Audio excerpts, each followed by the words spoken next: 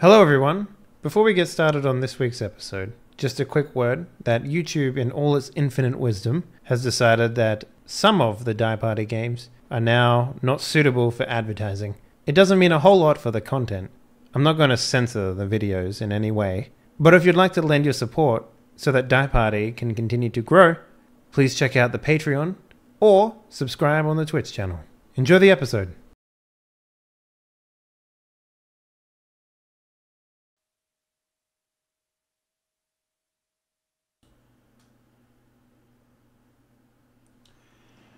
Hello everyone, welcome back to another episode of Die Party Abyss. I think we're on week number 7 now. I could be wrong, I normally always am, but that's besides the point. Let's go around and introduce everyone who'll be playing with us today. It's going to be a very chilled episode, so if you guys ever want to get away with murder, now's the opportunity to do it, because I have been streaming for the past 16 hours, so now's a good time to do it. Let's start off with Mr. Drummer Boy. What up, sir? How you doing? You know, I haven't actually gone around to listening to the most recent version of the theme song you've made, but man, it's got like a sweeping strings part and everything. It is cool. a thing. It is cool. I can't wait. Maybe we should listen to it on the break or something like that. I don't know. If you want to, it ends pretty abruptly, just because it's not finished. But I'm Drummer Boy. I write a whole bunch of music, and recently I've been playing a lot of video games. Like I play Witcher on the weekends. I'm almost done the first game. I'll probably finish that up this weekend. And today I played Destiny all day with Eric and Exploding Dice. Is that his name? Yeah, Exploding Dice. Yeah, good game. Yeah, so played some Destiny with those guys. And over the weekend I binge watched Mindhunter on Netflix. So if you ever want to watch a psychological thriller kind of noir show, that's the one for you. It's pretty good. Wait, what was it called? Mindhunter. Mindhunter. Yeah, so it's about an FBI agent who, in an effort to make a profile, like a profiling thing for serial killers, goes and interviews serial killers. It's set in the 1970s with like Manson and all those dudes. So, Is it based on a real story, or like what's the deal there? I don't think so. Does he create like a super team of criminals in order to hunt down the newest criminal? Is that the show? No, he's all the serial killers are already caught. He's going to the prison to interview them, to like do a behavioral psychology profiling thing, which is it's super weird. DNA from each one to combine them together. Oh, like a fucking like a super like Adolf Hitler / Abraham Lincoln fucking super monster. Nice. Good attempt. You tried. Aberdolf Winkler. Yes, that's it. Thank you. I couldn't remember the name of it for the life of me. But Rick and Morty. You knew what I was doing. Yeah. Cool. Well, that's fucking awesome. You went to TwitchCon, yeah? No, I didn't. Oh, you didn't? Okay, you just watched it. Yeah. I watched a few of the panels. I was pretty busy like the weekend. I had a friend over. I haven't seen her in a while, and she was going to a wedding, so she crashed at my place, and that was cool. Nice. And then just played video games and binged some Netflix, and then got to work again on Monday. I'm finding it's really valuable to just like have a time where my brain can not be working on stuff and then come back to stuff later. Do you find it, like, I personally find it very hard to switch off. It's one of my biggest faults, in my opinion. To the point where sometimes I can't even, like, properly sleep because I'm just like, that's a good idea. I should read up on it. Yeah, well, sort of. I was doing that for a little while, but then I'm just like, got super burnt out. And just like, every time I looked at my software, I was getting depressed. So, like, taking time off and coming back to something later. Like now I'm like ideas galore. I can't wait to get working, but yeah, take breaks, people. It's important. I'll take your advice for it. Well, speaking about taking the break, let's talk about the man who in perpetuity has a break for the rest of his life. Sheepdog Gaming. What up, sir? How you doing? I don't know what that means. Neither do I. Okay, cool. I'm saying that your job is a lie, and you should be very happy that you play video games for a living. Thank you. I am. Yeah. How you been? Yeah, I've been good. I have been live streaming on YouTube. How is that? That's fine. It's Yeah? no different. Yeah. Can you say swears? Can I say squares? Swears. Oh, swears. Yeah, sure. Nice. Well, It just why gets wouldn't I? demonetized. Oh yeah, it gets demonetized, but you know. Who fucking cares, right? It's only my living. Yeah, it's cool. I only swear as punctuation. It doesn't really affect my. At the end of every sentence. Yeah, pretty much. I have played the Fractured Butthole. Yeah, I played that too. I played all the way through that. Interesting game. I honestly think the writing was significantly better than the first one. Yeah. Because the first one was like shock value writing, and the second one is more like an actual episode of South Park, which is great. I especially love the very end of that. I haven't got to the end yet. Okay, so. But the very end of it was just. It just I love the way that ended. So yeah. I will say that I think the major failing for me of that game is every time I think this is a cool idea, like I really like where this is going, I then think it's just a shame it's South Park. What does that mean? The worst part about the game for me is the fact that every time I think, you know, if they expanded the idea of, you know, kids being superheroes, playing pretend, that kind of thing, they focus on the fact that it's South Park, so they, you know, go back to the character jokes and the South Park storyline instead of, you know, going a bit deeper with it. I don't know. I honestly thought the first game it outwore its welcome more than it needed to be. Yep. And the second game, not so much. Like the second game's definitely better. It's just kind of, you know, it's not that much better. Like the fast travel system, you know, it's like it's a funny joke, but it's a bit of a hassle to walk from place to place. But the fast travel system is shit because you have to go to a fast travel system to then travel.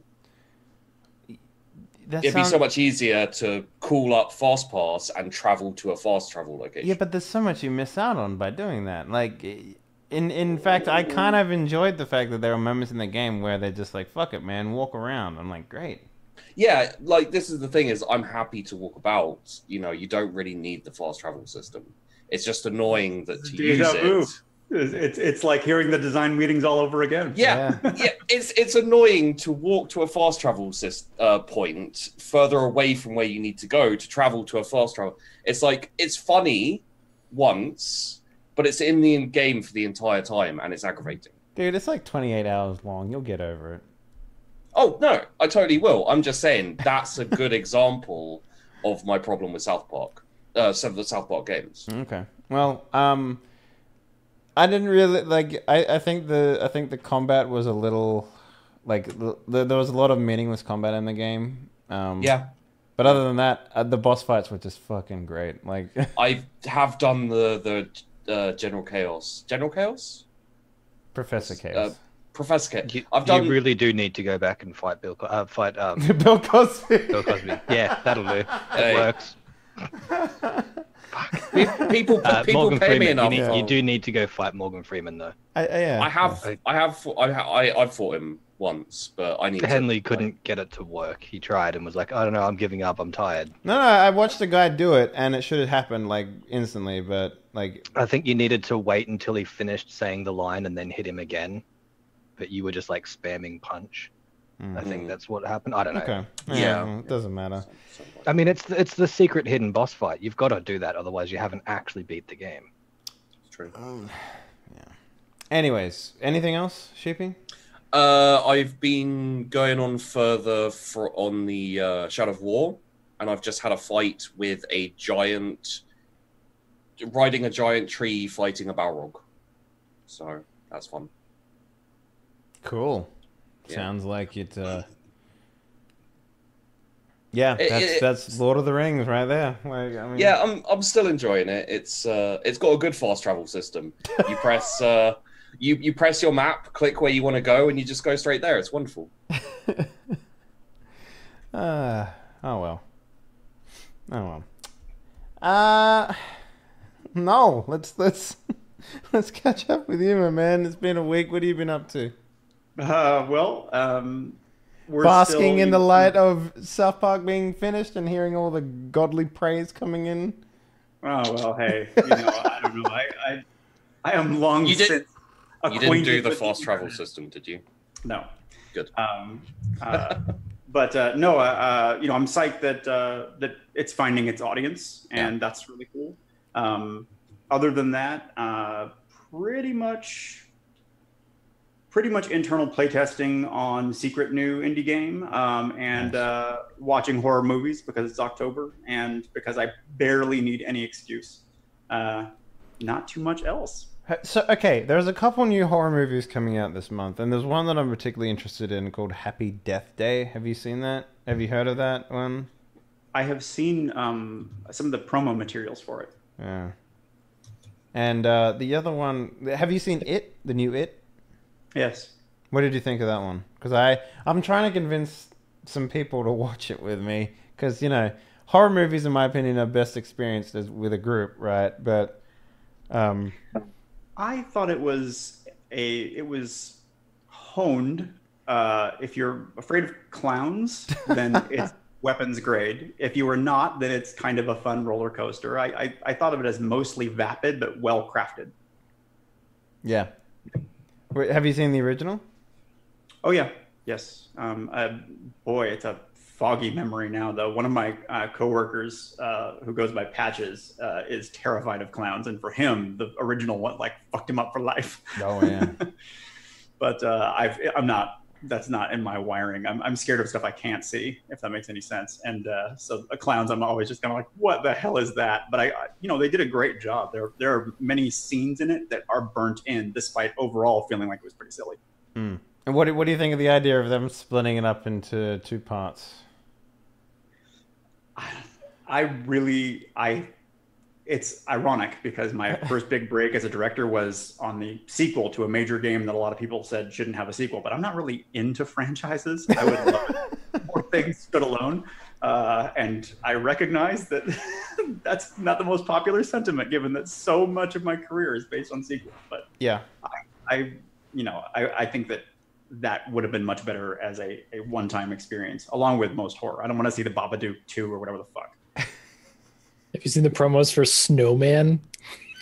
In Poland, that shit. translates to something completely else, completely different, and it completely ruins the meaning of the meaning snowman. I don't remember what it actually was, but it's something like just completely it just destroys the movie completely. It takes away all the seriousness of the movie if you call it Snowman. It doesn't look serious at all. Yeah, but the promos make it look like the monster is just like a guy with a snow face and two little holes for eyes. I'm like, what the hell?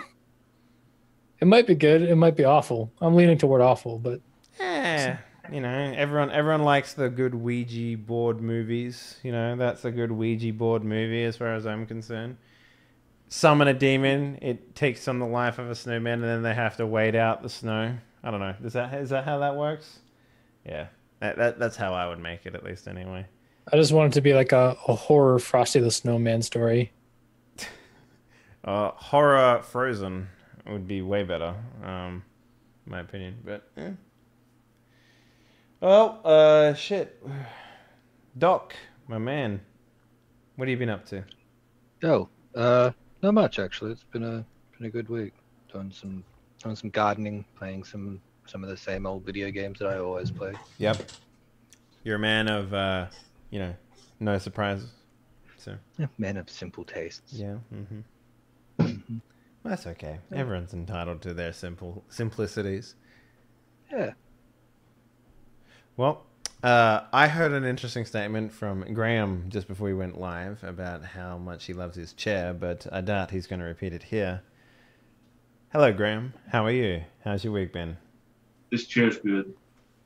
My week's been bad, and I'll tell you why. Because I made a video about this and uploaded it this weekend. My lathe that I was building collapsed under its own weight. Oh, shit.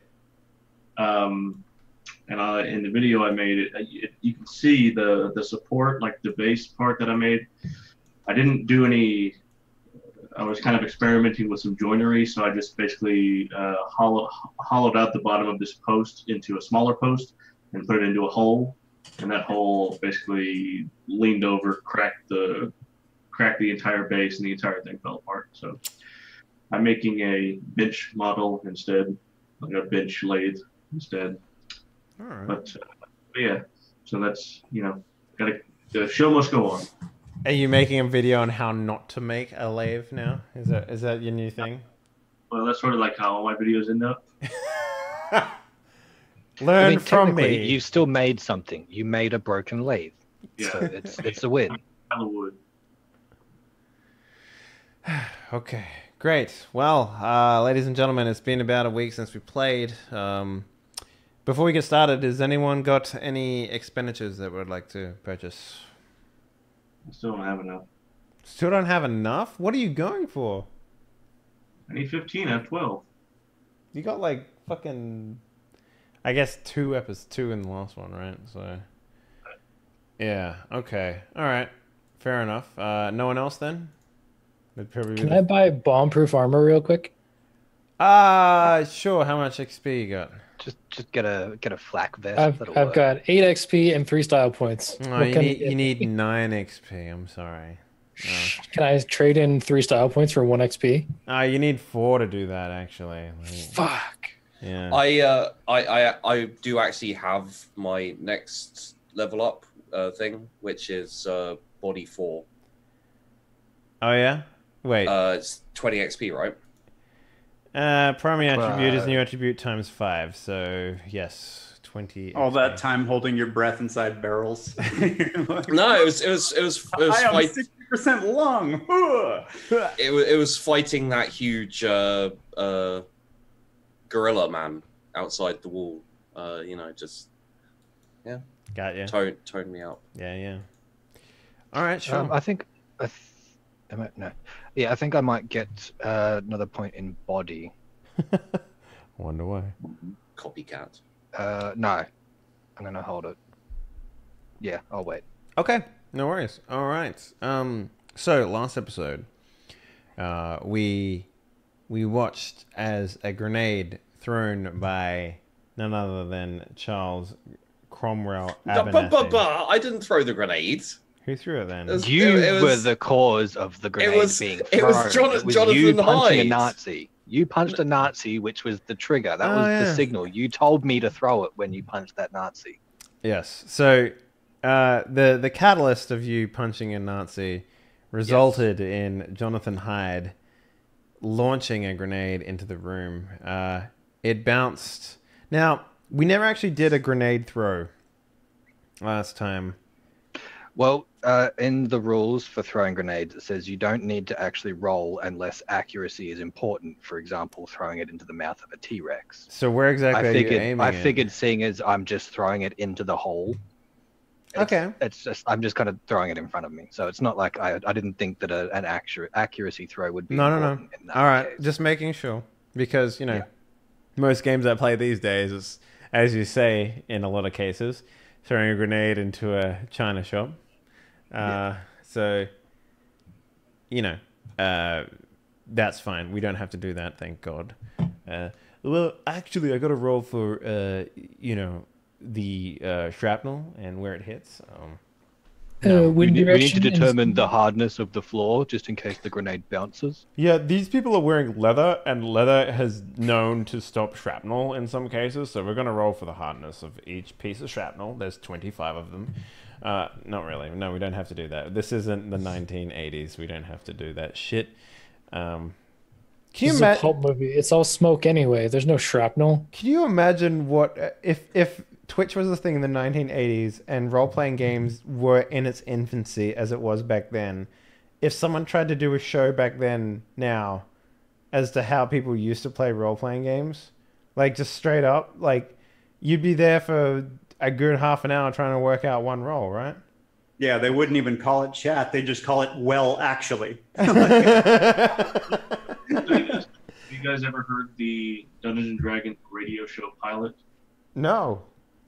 It is an actual play Dungeons and Dragons session from the 80s that was a pilot radio show that went out. And how was it? I mean, it's kind of like actual play stuff now. It was very story focused. It's had sound effects and music and stuff in the background. Okay, so it was more to like how it was like a radio show than say. It must be entertaining. Yeah, exactly. Okay, so great, perfect. You ruined a perfectly good story, Graham. Thank you for that. By giving me facts, god damn it, proving me wrong, god damn it. Send your rulebook reference numbers and corrections to PO Box. That's it. Yes. Chat is actually letters. Damn. My god. All right, so grenade was thrown. Now I want to give everyone an opportunity to roll some initiative. I'll roll the initiative. Actually, we'll get 2 initiative rolls from Doc. No, just 1. This will be the initiative. Like, you guys need to beat Doc's initiative if you want to, act before the grenade goes off, basically. Otherwise, we're going to do some pulp, and pulp is fun. So, are you saying my spear tackle of Jessica didn't go off? No, we can make that happen. We can make that happen, but we should definitely see what at least the initiative looks like before everything happens, because this is going to happen within an instant. So we'll go with the 5. Everyone else can roll. Oh, there you go. Look at that. Solomon reacts almost instantaneously. Woo. Charles doesn't at all. even though I initiated the combat, I'm still slow as fuck. All right, so you're a little late off the mark when it comes to your spear tackle. Which direction would you have tackled her? Would you have put your back to the blast, or would you have, done like to the side sort of tackle with both of them? My thinking was very much that I was going to try to get her as far from the blast as possible, and I think by default that means my back is to it. Yeah, all right. Okay. So I think what that roll signifies to me, the fact that you were less speedy than a grenade going off, means that while you were able to do one thing, and I'll let you decide which one is more important to you, whether you wanted to, save Jessica from taking damage, or save you from taking damage, I guess would be the other one. If you save Jessica, you obviously take the brunt of the damage yourself to the back. It's in character. He is first of all committed to the Terra Arcanum, which he thinks she's part of, and second of all wants to eventually be a Mr. Vigilante Shadow ripoff. So he's trying to save her. All right. So let's see. Grenade hand is full lethal. All right. Everyone else can react at the same time as a grenade going off. So we got Jonathan. We got Solomon. Solomon, where are you in the room? You're at the door still, right? I'm way far away. Way far away. So you're not even like a consideration, but you can still do something in the interim for when this happens. Keeping in mind, you have the ring and all that stuff with you. So as mentioned before. And Gideon, you've mentioned that you're going to be, turning your back to the blast and protecting Jessica. Yes, I was aware of the grenade possibility the entire time. So, I don't. He's not an idiot. He was always concerned about that, and even tried to tell Hyde not to do it. Yeah, it was probably in the back of your mind the whole time. Like, this grenade is going to be thrown at my feet. He's going to do it. I've told him not to, but he's going to do it anyway. Exactly. I would almost say that if Jonathan had like done something quickly, you might have even reacted the same way, thinking that he threw the grenade, even if he didn't. Like, that's the sort of on edge I would imagine. I sneeze and you just tackle her. Yeah, exactly, right? Like, it's okay, it's all right. That's what I imagine would have happened. But more importantly, I guess we have Francis Jackson. What is it that you would have liked to do within the moment of time before the grenade goes off? Keeping in mind that you're pretty much almost near the epicenter of this thing, so You've got about 5 seconds before it explodes, so make it a really good decision. 5 seconds is enough to run. well, 5 seconds from you standing up and running, so you're still going to be within the blast essentially, unless you do something to get yourself out of the blast. Is Right, there is there a table? Can I spend a style point for a table so I can just jump over the table and flip it up? Fuck yeah! If you want to do that, I'd fucking make that happen 100%. Yes. Yeah. That's not a problem. Yeah. Yeah. All right. Yeah. No worries. You Indiana Jones that shit. That's It's not graceful yeah. at all, but it works.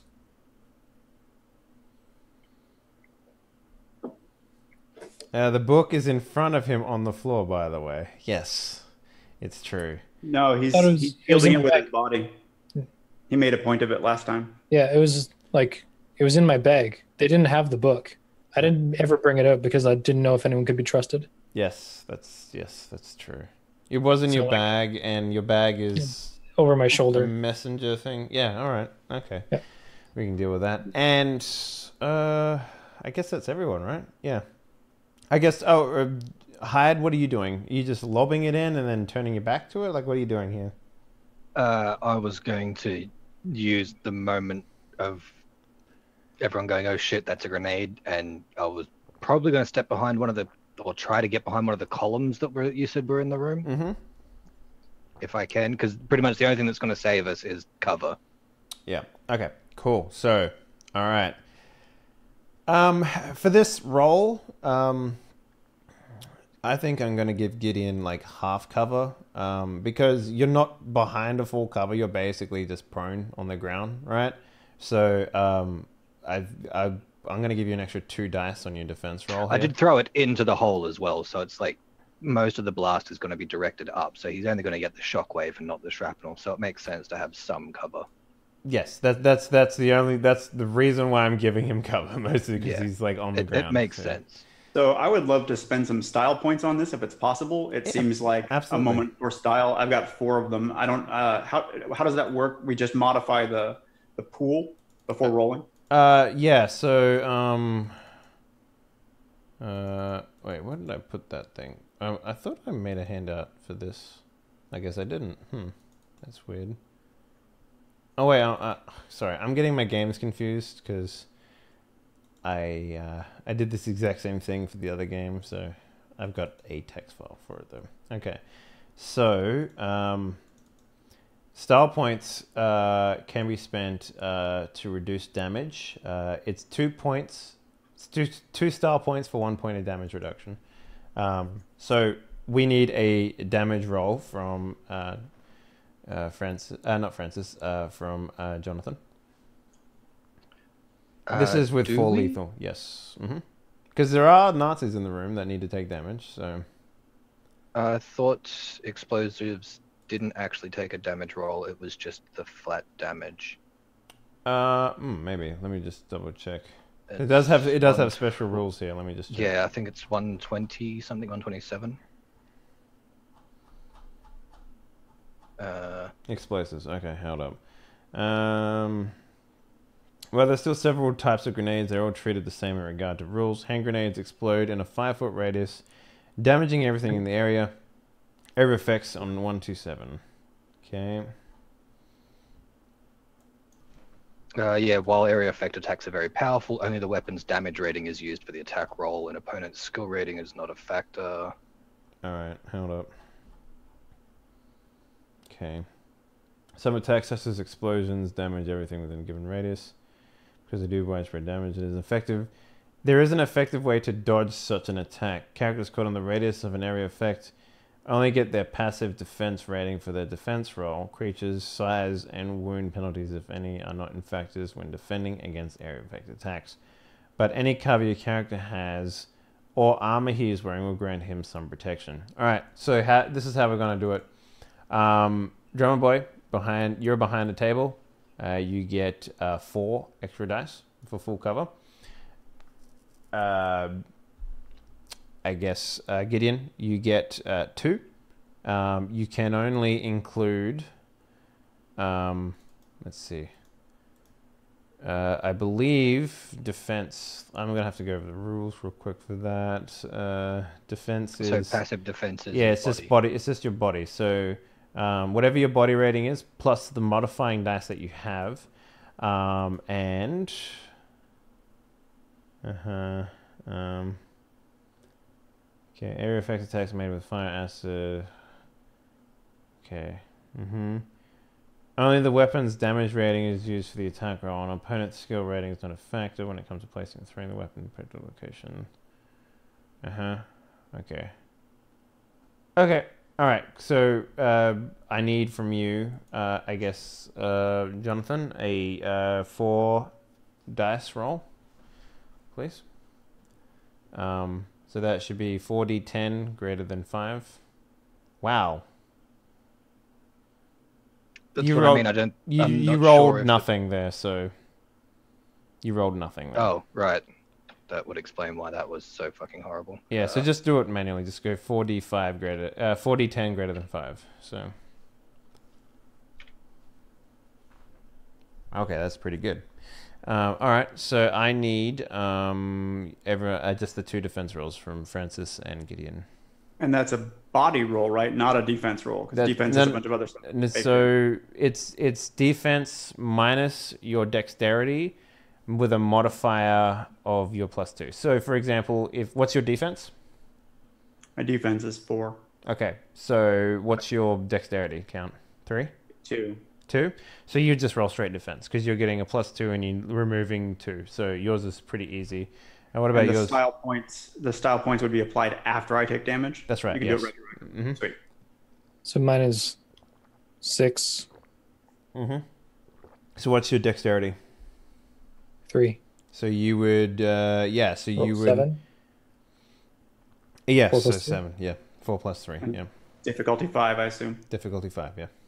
Got it.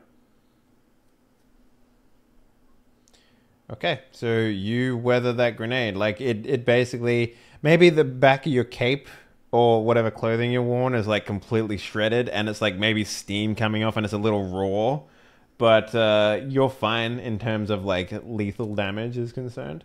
You look like a fucking badass though. Like you fucking like saved literally the heroine, and yeah. She's going to be thankful for that. Drummer Boy, what about you? Let's see how you go. Difficulty 7? 5. Oh, 5. Yeah. No. Difficulty 7, no. God. All right. So this thing fucking... I like the idea that it bounces off a rock and like rolls sort of near the table and just fucking shreds the table because you take 1 lethal from that. You can use a style point 2 style points to remove the 1 damage if you wanted, or you can take the lethal damage on.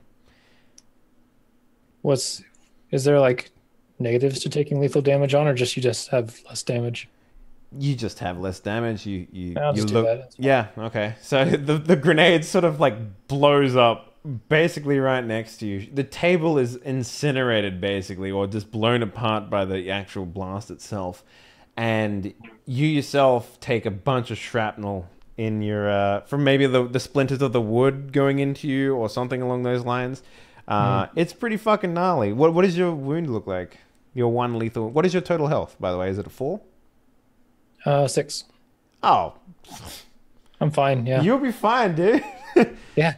Yeah, you've got a guy in the party who would just be like, and then heal you, so it's fine. Don't worry about it. Yeah. So there's just like little sticks poking out of the backs of my arms, like the back of my arm, maybe my side too. So it goes like all the way through, sort of thing.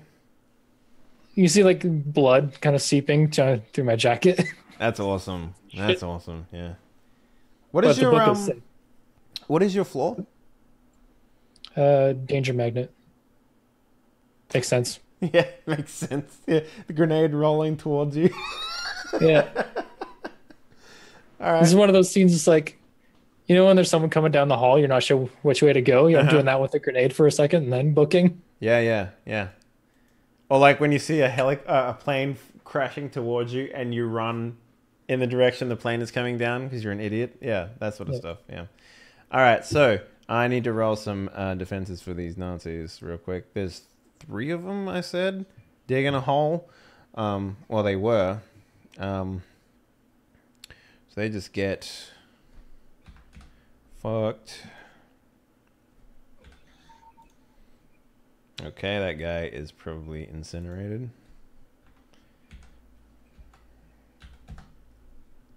That guy is a little better off. Okay. So with 3 lethal, the Nazis are basically just get blown back from their hole that they were protecting. And they just sort of start moaning and rolling around. 2 of them took a much bigger brunt of the explosion than the other one. But they seem like they've had better days. Like they had their shirts off and everything because they're all sweaty digging this fucking hole with these pickaxes. And then some fucking guy throws a grenade at them. Oh, they've had a bad day, yeah. They just reacted with enough time to sort of not weather the blast lethally, so. Yeah, so pretty much like the only person... Oh wait, no, there's a scientist in here too that we need to look at. Oh, yeah, okay. This will be for the scientist fella. I forgot about For my notes, what's his name again? Wattenberg? You mean the big bad? The scientist in the room is Dr. Pat. Oh. Yeah. The guy you're thinking of is people that they've referenced him in conversation, like to the audience, basically. So you haven't really. I mean, you might have known of the boogeyman that runs the Thule Society. It's that guy, but he hasn't come up in conversation yet. You mentioned him last time as a name that did come up, and it's not in my notes because I failed. Oh, you mean when you investigated, when you interrogated the dude? Right. Okay. Yes. No. I can give you that. Just give me a second here. Sweet. Here it is. His name is Dr. Wolfram von Wottenberg. Yeah. Mm-hmm.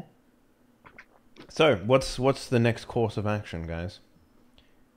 Explosion ricochets off. Oh well, an explosion sound ricochets out of the temple. Probably alerting everyone within the nearest vicinity that an explosion happened. Well, has the scene devolved into chaos? Fucking hope so. I think pretty much like the Nazis that were affected by the blast are probably stunned. For the at least for the foreseeable future. Like you could probably go up there and coup de grace them pretty easily if you wanted to at this point. I but continue and watch. Yeah. Anyone else? I leave that to hide. I mean, we've got 2 by the door that I was going after. Oh, you mean the punchy ones? Yeah, that's right. the I punchy forgot about ones. them. Yeah, they. But I rolled super bad initiative, so. Yeah, I don't remember what the initiative was last time. Let's take a look. Initiative. Oh, no, we can go off that initiative. Yeah. But yeah, the Nazis probably just react as you'd imagine.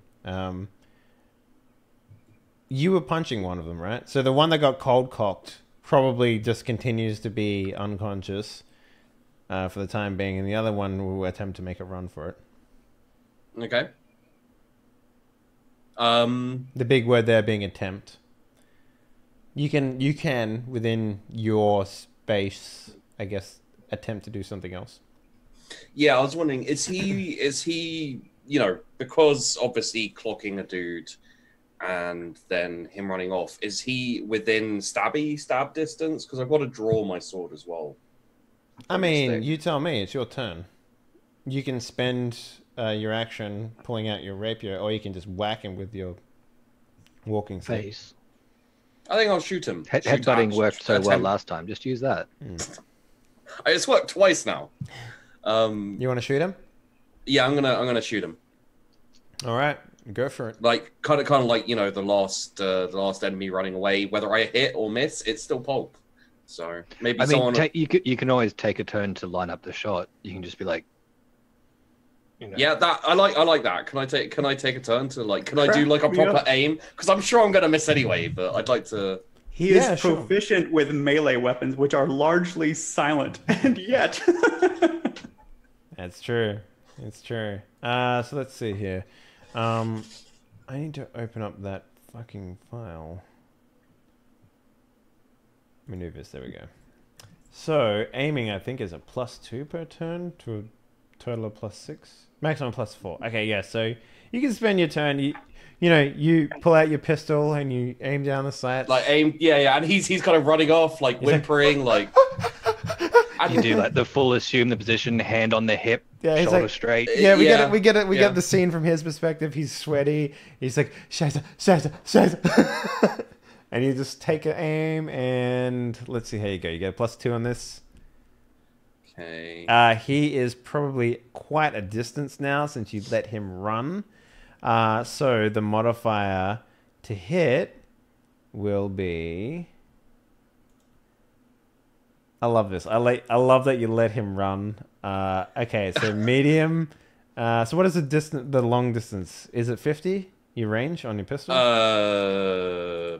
Because he's probably like a good 50. Yeah. He's probably a good maybe near 100 meters away, given how much he's carrying.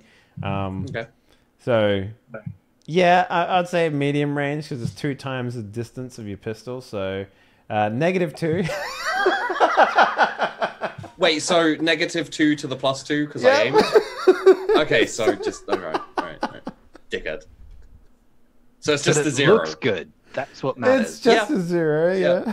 It's just a 0. Okay, thank you for that. Difficulty 9, 10 maybe. 5. 5. Okay.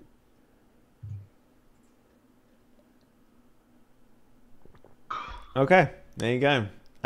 This is a speciality, yeah. Yep. So yeah, you fucking shoot the guy. He's getting to roll some defense now. No.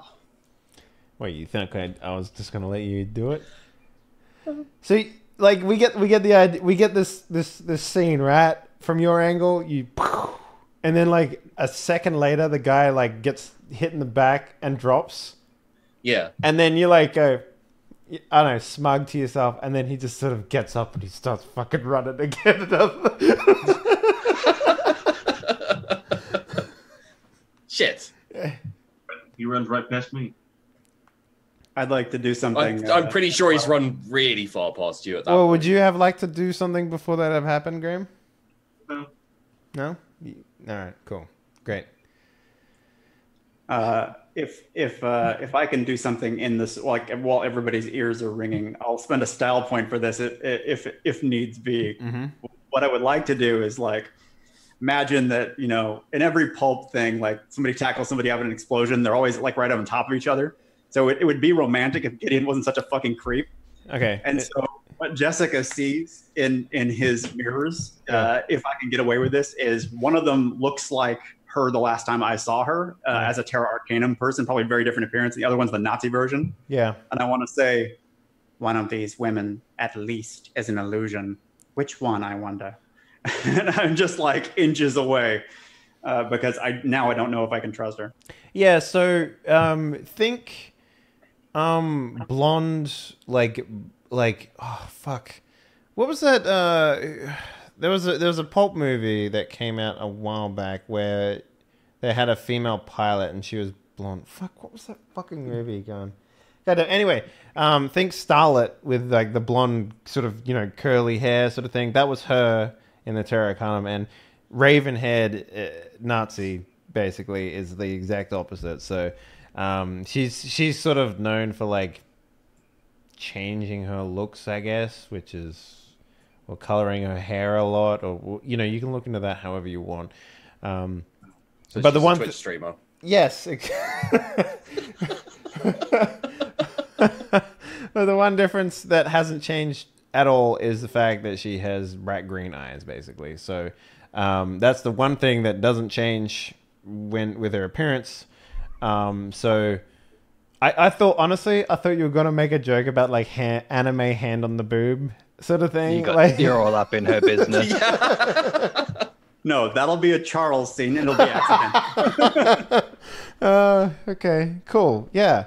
So she's sort of like, I guess, hearing that, just sort of like, maybe like the sort of moment in time that sort of slowed down, and she looked at you with a different light. It's sort of just like she blinks it off and just goes back to how it was previously.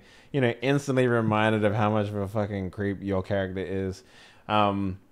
To the degree where it's just like, you know, there is a million other things you could have said in this moment that would have made it significantly more romantic in the eyes of, like, you know, a story or anything like that, and you chose that. And so she's just kind of disappointed more in herself for thinking that it would have been different. I am wed to the abyss, etc. I'm a man of mystery, and you will treat me as such. So she was sort of like, you know, sit up a little bit and, well, are you going to do something about him? And like hand waves over to Pap, who's just sitting there just like, huh? You know, in the corner, just sort of like, oh, don't mind me. I'm just leaving.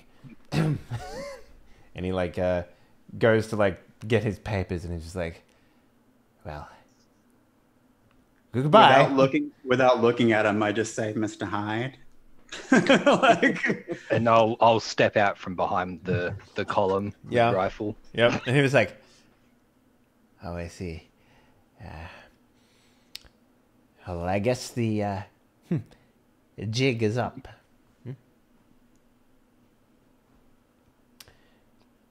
Do what you want with me. Keep in mind that my brain is of vast importance. Okay, I'll shoot him in the leg. With the elephant gun. With the elephant gun.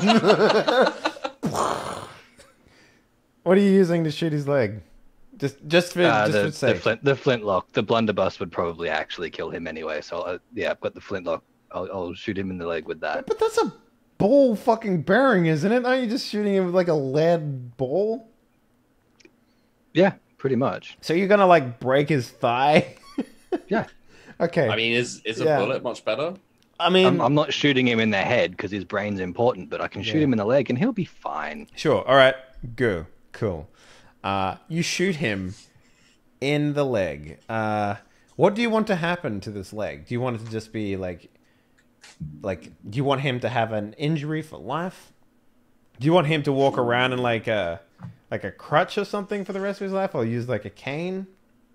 I think that I'd be okay with the idea of it not like if we get like the leg, 2 but years I'd like in it the to future. break the bone. Okay. 2 years in the future, he's probably got like a brace on his knee or something that helps him to stand upright. Otherwise, he's in pain all the time. Got it. Like you know, he's sitting in like it's like a Nazi winter outside, whatever that means. And he's sitting in an armchair with a blanket, and he's just rubbing his leg, just like, curse that American. Hyde's American? Is it? No, he's English. Okay. Curse that Englishman. I rue the day that I got shot in the leg by him. Yeah. All right. So Getting shot in the leg was the worst thing I ever did. Fast forward back in time to the present. Him getting shot in the leg and just falling onto his back screaming, dropping his papers into the blood that is now receding out of his fresh wound. The room is also filled with smoke and powder from 2 explosions now. and now I'm like, whether you live or die is up to this man. And I turn around and I look for Dejarius, and he's not there, and I'm like, what the hell? Damn it worked last time. Walk up into frame. Yep. Yeah, I think I'll wander inside as well now. Now that I completely marksmanship that German, everything's fine, no problems. All right. So you walk into the room, Graham? Yep. All right. Walking into the room after you guys had, so valiantly ignited the stirring technology within the ring. The ring itself grows quite warm. Where you got it, in like a breast pocket or something like that? Yeah. Yep. So it grows like excited, I guess would be the scientific word that I'd want to use. Fine. Yeah, I'll pull it out. Yeah. It's very, very hot. Like it's almost like someone boiled it and he just took it out of the water, so hot. Fellas, Do you keep it in your hand or do you drop it or? I'll toss it to. Well, actually, never mind. I'll just kind of like jog up and show that this is happening. I'll toss it to somebody else, Gideon, I guess. Is it psychically behaving differently now that it has? Well, blood it's on it? physically vibrating and it's very, very hot and steam is starting to come off of it. I say to Jarius, are you seeing this? Because previously there have been some. There are some inconsistencies with this ring. Is everybody else seeing this? Yeah, because with the wall, like it was hot to me, and Jarius was like, "What? It's a wall, buddy."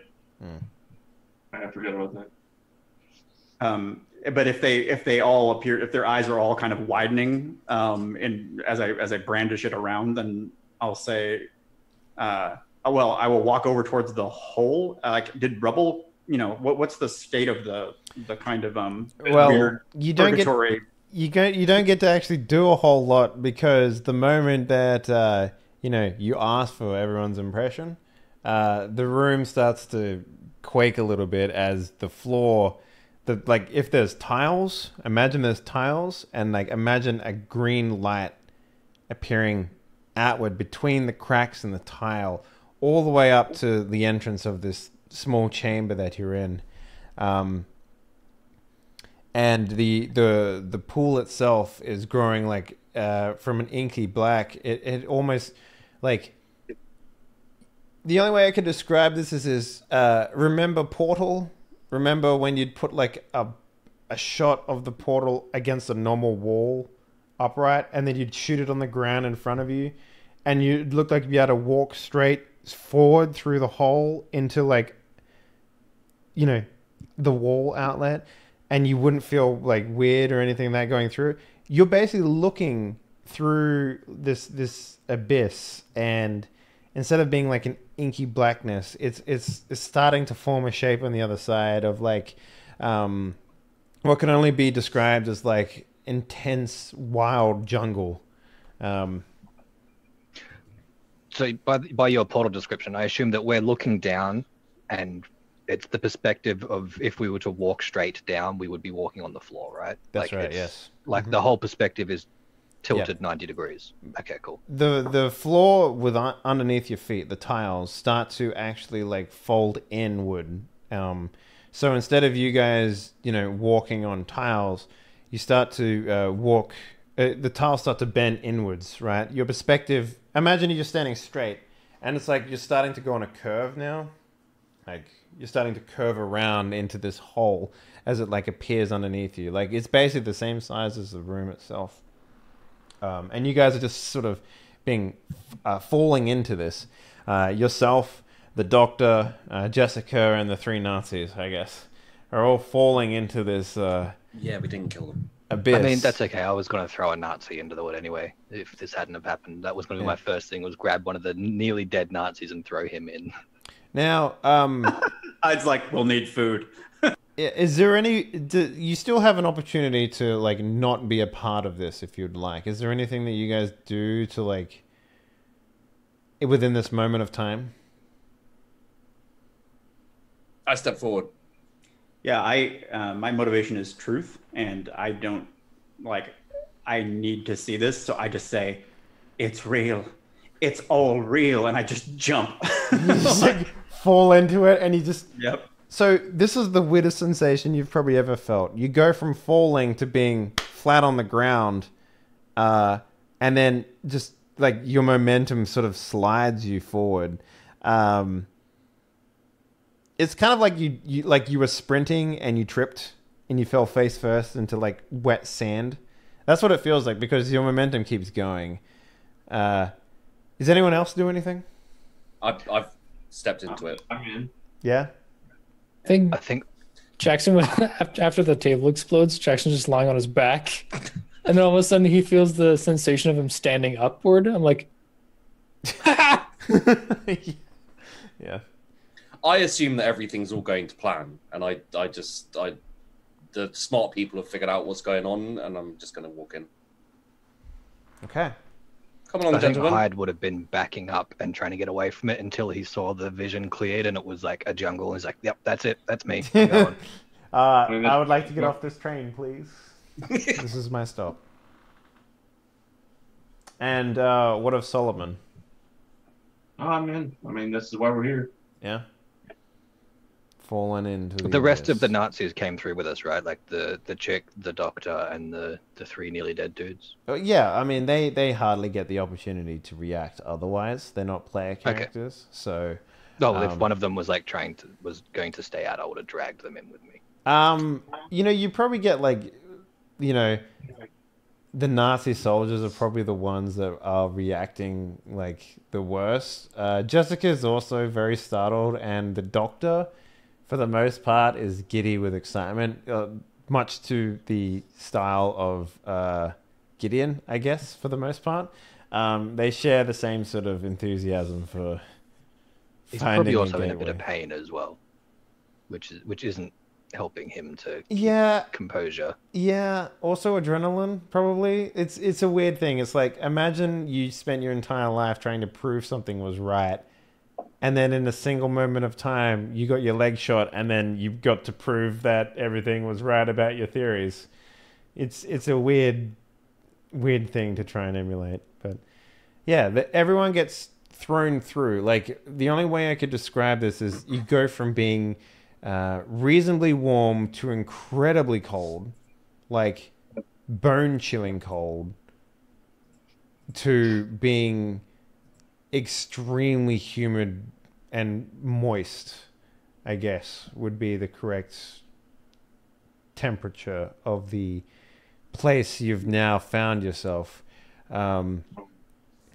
You all end up, I guess, aside from maybe Francis, like on your back, on your butts, maybe face first into the mud, or in like basically the forest level ground floor, like wet mulch, I guess would be the terminology, or the actual, like, the forest floor basically. It's all wet and damp and probably filled with bugs. But yeah, you all sort of stand upright. Jessica's probably the first to react from the NPCs in terms of like, just like absolute pure puzzlement. But the way behind you is still open for the time being, and the ring itself is still in your hands, Gideon, but it is it is cooling rapidly. I say nothing. I'm just standing up, almost unconsciously shrugging off the now ruined Commander Lurch disguise, revealing. That's just right, you a- were wearing that, weren't you? Holy shit, I Yeah. forgot about that. Yeah. Yep. Mm-hmm. So, I mean, that's just probably still smoking. And I just now, so what's left is just his kind of gray silk undershirt and his trousers, I guess, or And the possibly giant shoulder pads that are apparently indestructible. But it's like a snake or something shedding its skin, and he's just kind of staring off into space, looking at whatever's around us. Like, this is a huge moment for me. So your first impressions is to look around, and rightly so, because this is not like anything you've seen previously. You've heard theories of, the flat earth and all that sort of stuff. And a lot of that is, for the most part, just complete gibberish. But looking inside of this place right now, you look up and it's midday, whereas previously it was the middle of the night. If you strain your eyesight far enough, would you say that, because Gideon wears glasses, would you say that these corrective lenses that you have make it so that your vision is perfect? I actually think that they are just to mask his identity. So it's likely that his eyes are I didn't take a vision flaw or anything like that. So I think if they correct anything, it's minor. Yeah. So it's like you're a pulp character, so I'm gonna say that you can, if you strain your eyes, you can make out what appears to be mountains in the sky. And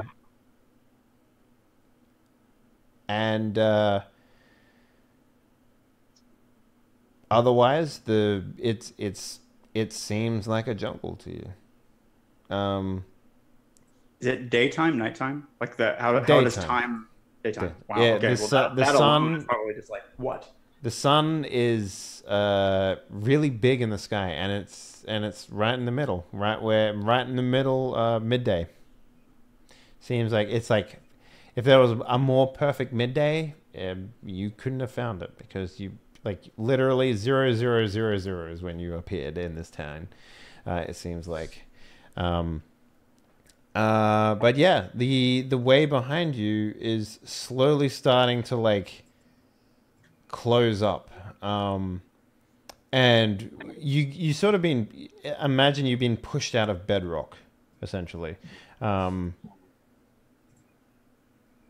it's slowly reforming, essentially. Gideon mouths the word home and does nothing else. He doesn't look at the Nazis. He doesn't even look at Jessica. Like he's forgotten all of them. Yeah. Does anyone else do anything at this point? I'd like stand up and, flick like a quarter-pound cricket off my shoulder. Yeah. Big, yeah. And I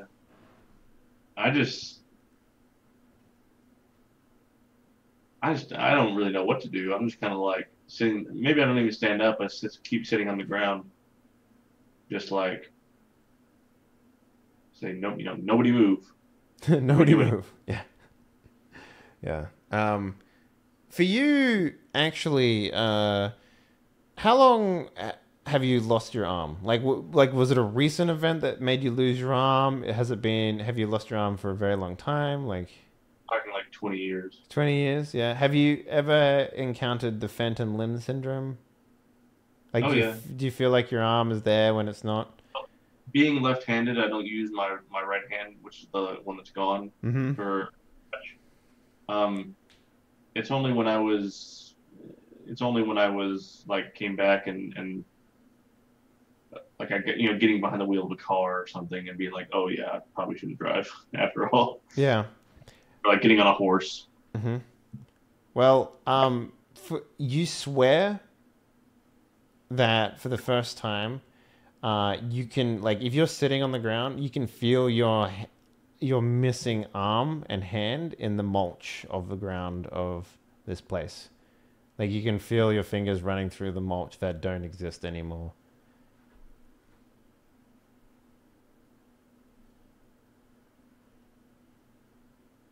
Whether you keep that to yourself or like, I don't know what you do. And also the stump. What was the type of cut that was it surgical? Like, did you lose it in an accident and then they surgically removed extra parts of it?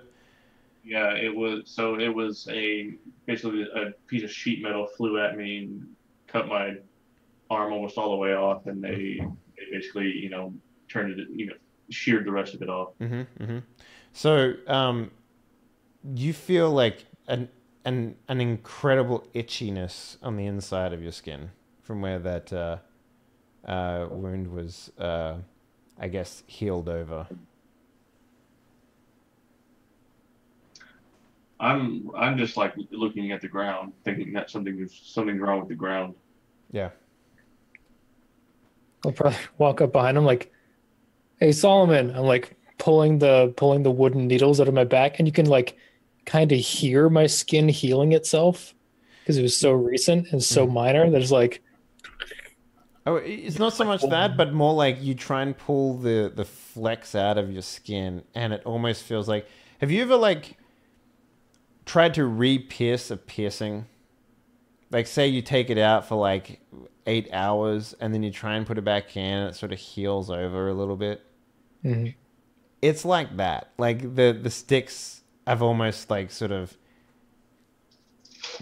grown into the skin a little bit, and you try and pull it out, and it sort of pulls a lot more than maybe someone you of your caliber wouldn't know, but like for everyone else, it's sort of like it seems a little rougher when you pull it out than what it normally would be. Like But it doesn't. It doesn't. It feels like the wound isn't as fresh as it was a couple of moments ago. Yeah, and it probably doesn't look like it was like I was just bleeding a minute ago. Yeah, a little like that. Yeah. But yeah, for you mostly though, like the one thing that I would probably say that you notice first is that the fauna and the insects here are Giant. larger. I wouldn't say giant. They're larger, definitely, than what they were. Where Is it the you're kind of from. thing that anyone who's never been in a rainforest before could just expect that? Oh, that's what rainforest insects look like. Yeah, it's a little like that, but you would probably notice it as well, Doc. Only Yeah, I was going to say, as Hyde has been in a lot of rainforest, he'd probably spot. Hang on a minute, that centipede is way bigger than it should be. yeah. Like, this is new. Yeah. But other people, it just seems normal. And Larger than average centipede. And it's like, I'd probably notices this. And then like, we're just like, hey, that's jungle bugs, whatever. And then this gigantic like spider or something like the size of a house cat just comes by and attacks the centipede. yeah, that's probably That's not normal. that's not normal. Yeah. But all things considered, I think Charles, you've been in a jungle before. Oh, absolutely. Yeah, no different. No, it's jungle. It's jungle. What's Yes, what's jungle. the I've about? seen this. Yeah. Right, chaps. What next? Should we be off? Where's Woodbury? Is Woodbury here? Woodbury? Woodbury. Yeah, we get a flashback to Woodbury just been like, he's in a cot. He pulls the blanket up around his neck. He's like, tomorrow we attack Temple Tomorrow the attack begins. Finally, everyone will be happy. We're doing what we came here to do. Like, I don't feel like I should know this, just in case we ever bamf back into that like area. Did I start a war, guys? Because I feel like they're going to attack tomorrow without us anyway, and there's just going to be a You huge gave them the war. okay from the British king, motherfucker. Like, you basically started a hate crime. Like, It was necessary. It was necessary, and yeah, good stuff. So where are we going now? We're gonna go on a break, I think. Oh, So that's when we come back. yeah, we'll continue this adventure, and maybe because there's still a bit of time for this portal to remain open. If you guys wanted to make sure that you bring what you wanted to bring, not a lot of time, like maybe a minute or two. So Like enough time to see if the Nazis had left anything in that room that we could use, like a shovel or whatever. yeah, if you wanted to.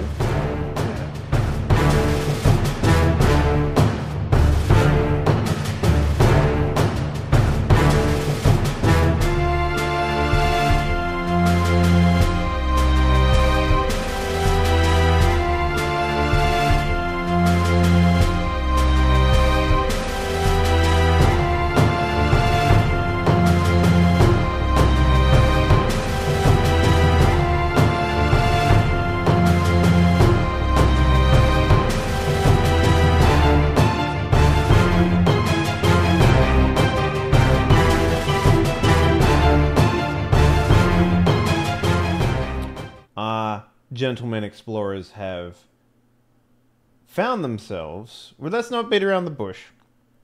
You're in fucking Hollow Earth now. You made it. Congratulations. What? Yeah. If going through a ether dimension, getting into the inside of the planet wasn't enough, you're now here. You're in a very thick, wet, tropical jungle. Things are a little bigger than they were on the outside. But yeah, welcome to Hollow Earth. What is everyone's intentions here? The portal, the abyss portal that you came through, is closing. You have some time. You could traverse the abyss back once more. You might not make it back the second time, but if you wanted to, maybe throw some Nazis through, or, make sure that the evidence of your passing through the Hollow Earth is non-existent, you could do such things.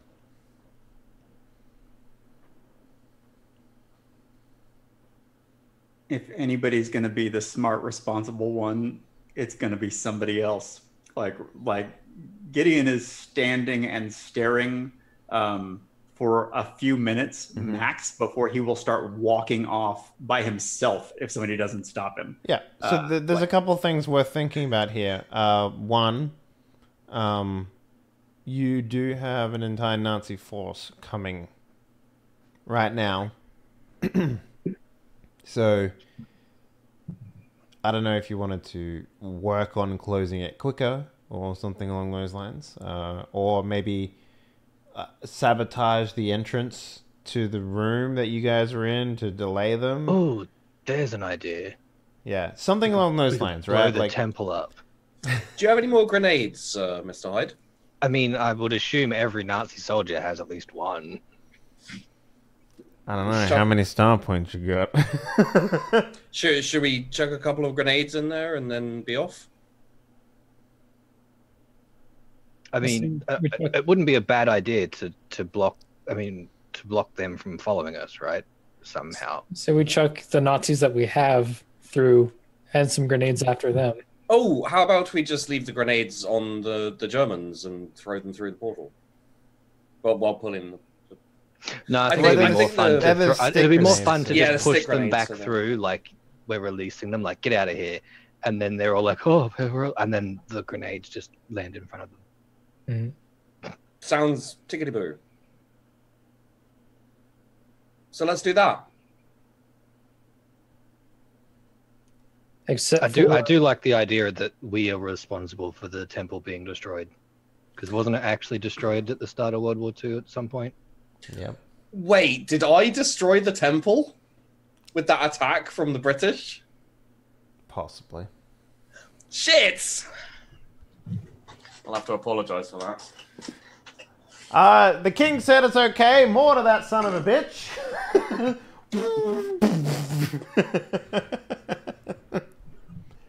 Cheerio. I think we vine up or tie up. I'm sure there's some rope somewhere. Vine up. I was like, pull out your phone, just like Yes. Hashtag where we Nazis, are. lol. hanging out here in Hollow Earth with my Nazi friends. God damn. Yeah, just put it up on Vine, like hashtag Hollow Earth and stuff like that. just like a series of vines, just like, hey, we're here in Hollow Earth with our Nazi friends. And the next one is just like pushing the Nazi through a closing portal, just like throwing a grenade and yelling "World Star." Like bodily hucking these guys back through the other way. Yeah, it's actually going to Except for take. the scientist dude, because he might figure out how to get back. So we need to Yeah, keep him as a I hostage. can imagine he probably tries to make a move to go back with the other Nazis, and I just step on his back or something and like push him back into the ground. Smack him with the butt of your gun. Well, he's got a completely fucked up leg, so that's not really. Yeah, happening. so he's So like true. he's trying to If- crawl out, and I If just step on him. anything, he's going to try and stop the Nazis from leaving, right? If you give the Nazis an opportunity to leave, they're going to leave. They're just going to be like, hail, and they're gone, I think we'll probably strip them of their weapons and then let them leave. Okay. And throw the grenades after them. Mr. Gideon, do you want your girlfriend to stay here with us, or should we send her back through too? He sort of like turns like 30 degrees towards you and just goes, that's up to her, I suppose. Like he's just does not care right now. So she'll in an effort to save face, she's like, I've never met this man before in my life. Looking at the doctor, I guess. Oh, I do apologize. Charles Cromwell Abernathy, nice to meet you, my dear. She'll like look at you quizzically and just like, introductions can wait. What about this? And she like gestures to the closing abyss portal behind you. Oh, feel free to go through, if you like. We're heading off, I believe. She'll turn to you, Gideon, and just be like, give you like a look that's just like, what? I just say goodbye to your feeble outside loyalties. This is the only world that matters. And I'm just like, and I just turn away from her again. I'm going to take off my coat and my shirt. Okay. So I'm basically wearing shirtless with a shoulder holster. Okay, yeah. I like it. You just start getting naked. All right, I like it. So if you guys will allow them, the soldiers, I guess, under the guise of Jonathan Hyde, will leave after being stripped of their weaponry. Yep. I'm fine. I don't need them for anything. I don't know if anybody else does, but just more mouths to feed. If there's a spare Luger, then I'll take. Oh yeah, no, they would. The soldiers themselves would have the assault rifles, but they wouldn't have the Lugers. Shit. Okay. That is very much. I mean, I guess the doctor would have one. You can sort of take it off of him, no problem. That's not a problem. But yeah, the soldiers themselves probably wouldn't have Lugers. That's very much a. Yeah. That's very much a commanding officer sort of thing. At least I think at this stage. So they'll trot back through. No problems. You see that they have difficulty getting back. Like it's probably more of a perception thing more than anything else. Like it seems like like a hallway that never ends, and the ground is very slippery and moist and gives very easily, and it's very cold in there too. So yeah, I'm gonna take my. I'm gonna go in my surgical kit and take out my, like spade, like surgical spade. Yeah, sure. Yeah. Well, it's like. Yeah, fold up one. It's the brain trowel. It's for basically yay big, and I'm going to basically start clearing an area. There's trees all around us, I assume. Yeah, it's mostly like the ground here is very rooty, I guess would be the right terminology. Like there's lots of roots in the ground from trees. Like the trees here grow fucking thick and tall, right? Like it's not your mother's rainforest, you know what I'm saying? Is there any square yardage, like a square yard that I can look at? Sure. I mean, there's no reason not to be. So, okay. I mean, it's not going to be like completely flat if that's what you're after, but there is going to be like enough space to do something in. Yeah. That's fine. I'm just gonna basically start clearing grasses away. So I'm gonna draw a straight line, or I'm gonna use the root as this root represents this bedrock over here, where the portal is, right? Mm. I'm going to draw an X, represents where we are now. It's going to be base camp. Okay. Basically make a rudimentary map. Sure, yeah. If anything, if you wanted to make a map, you could probably just rip some paper bark off a tree and use that if you wanted to as well. Yeah, Good. like if you wanted to bring it with you, you could totally do that. Not a problem. But yeah, you make a map on the ground. And we'll chuck the grenades in as well. Like pull the string, or I think it's like an unscrew thing or something? they're impact detonated. Okay. Yeah, I'm willing to spend a style point if I have to for each of the Nazis to have had a grenade on them, so that I can throw a little bundle of grenades. Oh no, behind soldiers would have grenades. Yeah. Okay, cool. Sure. Gotta So seal what that shit you set like a satchel charge of grenades, or whatever they used to do. Like they get one stick and then they'd put like the head around. Yeah, I've like got them all together, and I yeah. like bind it with some twine or something, and then toss it in there. Yep. It does what it needs to do. It. I mean, I do still remember that there is like, what was it, like 80 Nazis there or something. Yeah. They're going to be following us pretty It's soon. like 40 Nazis, Sealing that entrance is a good idea. Well, it doesn't seal, but it makes enough debris to make it to buy a little time before the portal closes. Yeah. And because of what you did, it does. Maybe you get like a couple of dudes shooting bullets through. And you like, I don't know if any of the scientists in you want to see what happens when a bullet goes through.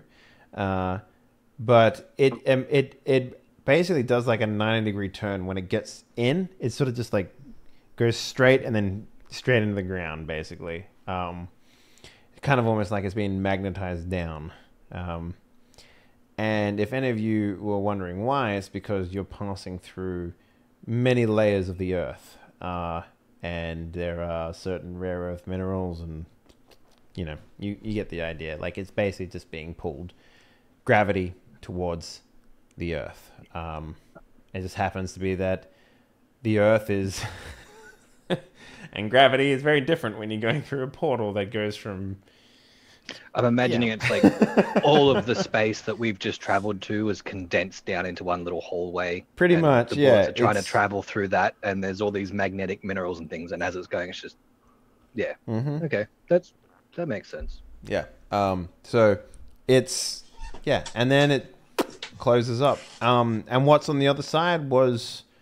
Hyde, you've seen this before? Kind of just like a wall that is now a wall that wasn't. There's no sign of there being a gate or anything here. So it's just like a stone outcropping, or is it like a wall? It's just a mountain. Okay. I begin to set up a rudimentary alchemy bench. Okay, what does that look like? All of my flesh samples and vials. Sure. In like test tube rack, and I'll observe if anything has changed. Okay. Have you opened any of the test tubes? Yeah. Okay. Well, within the span of time of them wrapping some grenades together and lobbing it through and all that sort of shit, the only samples that react super quickly are the ones of your own. And they sort of, I guess, grow in size. It's promising. Yeah. All right. So I'm playing mad. So I'm playing mad chemistry set over here in the corner while they're doing whatever they're doing. Mm-hmm. So while you are doing what you're going to do, Jessica will prepare herself for travel through the jungle, which is making the short skirt into an actual skirt by ripping one of the leggings up the side. Of course. So that she can traverse the jungle. And also removing like her Nazi regalia from her uniform. And the doctor's like, "What are you doing? You can't remove that." And she's just like, "Fucking hush. I don't want to talk to you anymore." Like her Nazi accent is completely dropped 100%, and she's back to British. She basically just takes off like the tie or whatever it is that she was wearing, removes all the badges and shit like that, and she basically just dresses down. Does she have a gun? Ah, Luca. Okay, I think I would probably like walk up and get uncomfortably close to her while she's, ripping the dress or something, get like right up real close and just grab the gun and then take a step back with the gun in my hand. It's a distraction tactic. She's like, whoa, what's this dude getting right up in my face for? And I just took the gun. I'm getting a little handsy, aren't we? Normally, most people have to take me out before that happens. I'll take you out if you want. But No, I think I don't. I think Want Bright that. Eyes over there might get a bit upset. Him? No, he's never looked at anyone like that before. I can guarantee it. Gideon's still just like looking off into nothing. Yeah, exactly. So I am actually stretching out psychically because this is the first time I've ever been here, and I am not thinking rationally, but I am thinking sort of with my brain beyond brain. Sensory overload is the only thing that I could say that would probably make sense. It's kind of like, imagine being an astronomer, right, in like the early centuries, and then waking up one day on the other side of the world and looking up at the constellations, and being like, "What the fuck?" It's a little like that, right? That centipede is getting a divorce. Holy shit! Wait, the concept of divorce is a completely foreign one to the centipede. Oh my god! Yeah, it's a lot of like, what would you say you've been most in tune with as like Gideon being? Liars. Liars? Yeah, he's the spectrum of truth in particular. Like his whole job was, is this person actually possessed, or are they faking it to get out of a weightier sentence? Like he would be brought in, he would profile somebody who was claiming to be, under the effect of a seance or, any one of a number of 99% scams. Mm-hmm. So, the notion of like an untamed world and all of the psychic impulses that would have, he has no experience with it. Yeah. So,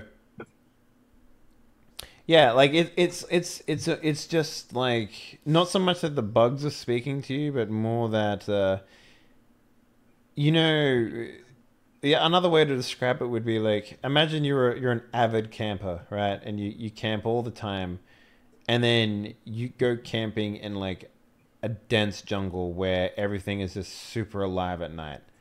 And it's such a foreign experience for you that you just feel completely like out of your element, even though this is your element. Like it's a little like that, right?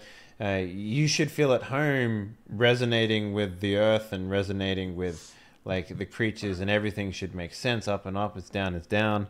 Over here, it's like, your senses extend further than your visual or hearing senses do for the most part, and even then they're sort of coming back with just like these weird conniptions and stuff like that you can't really explain. I like it. Yeah, we in email we were saying that like, he's always thought that his psychic impressions came from below, so it's like a compass, and now he's standing on true north and the compass is useless. Mm-hmm. Mm-hmm. By the way, does anyone have any like tools for navigation with them? Compasses, maps, anything like that? I'm Sorry. confident that with the materials I have, I could build one, but I'm not super. Mm-hmm. It's not your priority, yeah. What about hide? I imagine hide might have something like that. Probably not actually. Mm-hmm. I didn't have anything like that on me. We weren't in a jungle trek at the time. If I knew we were going jungle trekking, I probably would have prepared better. Okay. He's probably the type that does prepare a lot. But because it was sudden from in a town where a compass, you don't need one, to in a jungle, I don't think he would have one on him. Let's say for the sake of brevity, right, that actually, I have a Swiss Army knife. It's got a little compass built into it. Sure. Like, I would imagine, like, you're the type of guy, for some reason, that has a watch that has a compass on it, too. Like, I imagine you're that type of person. Like maybe you have, like you've seen them, the watches that actually have like the full plastic, like leather covering it's on got, them like, and a stuff little like that.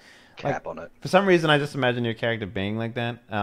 And it doesn't matter because it doesn't work. Is it spinning?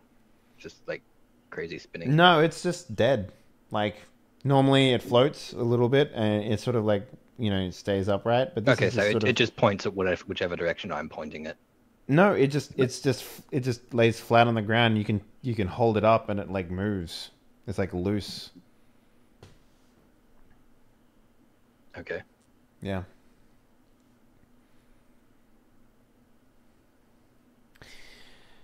Yeah. And that's where you guys are at right now. We have I guess Solomon making a map.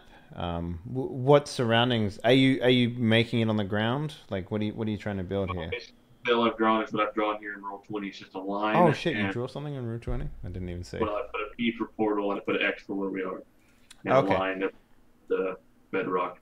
Now basically all I'm doing is I'm looking at getting my sample set up, and then I'm going to begin attempting to identify edible / poisonous plants that are basically in the immediate vicinity. And if anybody tries to go anywhere, I'm going to try to stop them. Mm-hmm. As long as I can see everybody, I'm going to be identifying edible / poisonous plants. I'm probably going to be gathering up all of the weapons and placing them in a pile next to this little base camp we've got going on with the test tubes and the animal tasting. Both tasting, Yeah. testing. Yeah. I mean, it's obvious that I've seen like, okay, this is where we're setting up. So I'm gathering all of our supplies and grouping it all together. I'd like to spend a style point to withdraw a little British flag from my pocket and plant it in the ground. You don't need to spend a style point to do something like that. That's not a No, problem. I do. All right, I would have spent a style point to do it. Fine. Do you have a ceremony that goes with, No, the style point is so it's actually a huge flag. Like, Yeah, totally. Like his sword cane actually pops a flag out the top. But then I'd have to leave my sword cane. Yeah, maybe it's just the sheath. From now on, you're just. Okay, well, I'd like to spend a style point to go into my little backpack thing, or bag. I guess I have a bag or something. And slowly pull out and unretract a fairly large British flag on a pole. Sure. That I can then jam into the ground and say, I claim this land in the name of King George. God save the king. And I wait for everyone to repeat it. And I'm the... Actually, technically, the Imperial Nazi forces were here first. So I hit him. Thank you, Mr. Hyde. This dude's gonna go through so much shit. I think I'd like try to find some high ground and just like flip through the journal, like scan the horizon line to see if there's anything odd, like buildings or whatever that I could identify in the book. if he goes anywhere, I try to stop him. Okay. You're apparently not being allowed. Francis, where are you going? To a hill. What hill? I need to figure out where we are. This is like I hold up the journal like this is the best bet we got of like finding something cool. Okay, let me tell you this. Let's get one thing straight. I read most of that book, and as far as I know, if you take 5 steps that way, you're gonna be eaten by some sort of carnivorous plant. So we're being dead careful. I'll like flip through the pages, taking 4 steps that way. I think Hyde's probably like takes a step in that direction with his gun ready. Like, is there actually a carnivorous plant over there? Like looking behind, like peering through the trees. Saying we got to be careful. At least go in pairs. At least we need buddy system. Like, turn back. Doc. You here? Doc? Doc is in Gideon, not Doc is in Hyde. Oh, okay. Sorry. Yeah. There's a lot of doctors. I think he was probably like spaced out anyway. So multiple people have spoken to him now, so he's coming back to Earth. You can see that he's got his bolero hat back out and has put it on. He's not bothering with the gray sort of overcoat though, because it's freaking hot. I think, right? Is it hot or cold? I got that it was It's moist. very, It's very humid, humid. very, very humid. Like It was cold in the portal, the Okay. passageway. Cool. Then he's not going to bother with the coat, and he sort of looks towards you, Francis, and says, "What does Wesley have to say?" Indicating the book. This is just basically an encyclopedia of whatever's here. I think I'll flip to a page of like maybe an old ruined temple, and like go up to Dr. Gideon, just be like, if this is where you're from, focus as hard as you can here and try to figure out where that is. So let me ask you, this bedrock that we're up against, yeah. is it like a cliff? It's more like two plates joined together and just sort of smushed up sort of thing. And it's like it's sort of almost like Ayers Rock sort of thing. It's kind of like it's not a cave, but it's got like natural cover from the sun, so there's shade in there, and you sort of came out of that. So My point being, they could theoretically climb on top of that and be on high ground, but we could still see they them. could walk around and be on top of it, sort of thing. So that's kind of okay, cool. Yeah. So Well, Karen, I'm okay with whatever. You know what? I'm actually getting rather peckish. Mr. Hyde, should we go and find dinner? I think I'd like that. Let's go Jolly and kill good. something. Wonderful. Well, we'll Buddy see you system, chaps. right? There's two of us. Let's go. Right, yes. Perfectly safe. We'll see you gentlemen later. Please don't do anything too rash. And then we walk off into the jungle. Okay. Shit. I mean, you knew I was coming here to kill shit. Yeah. Classic, you know. I like the idea that the next 7 weeks is just you and Sheepdog playing together and me having a different game with the other people. I love that. I love that so much. I love that. Anyway, sure, you guys walk off. What is the rest of you guys doing? well, in response to Francis, I say, "Very well, but one moment." And I turn and I say, "Jessica, we spoke to Mercer. He didn't mention that you were here. Care to explain?" Well, as far as Mercer knows, I'm dead. You know, this whole thing of working for both sides doesn't work when both sides know you're alive. I sort of wait a beat and then I say, "Well, there's still time to remedy that."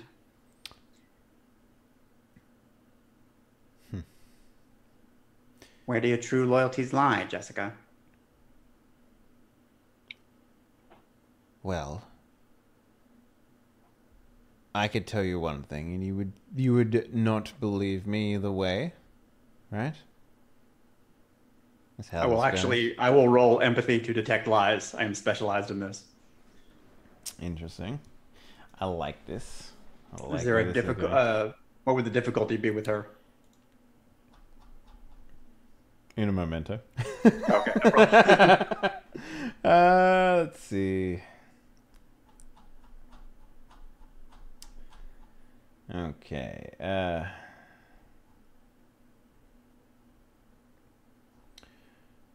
So here's the thing. You might be specialized in detecting lies, and she's specialized in the exact opposite of you.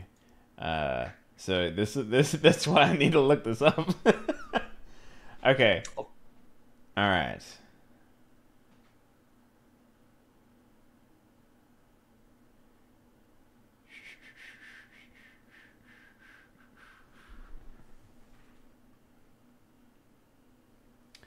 All right. Okay. So this would be a versus roll.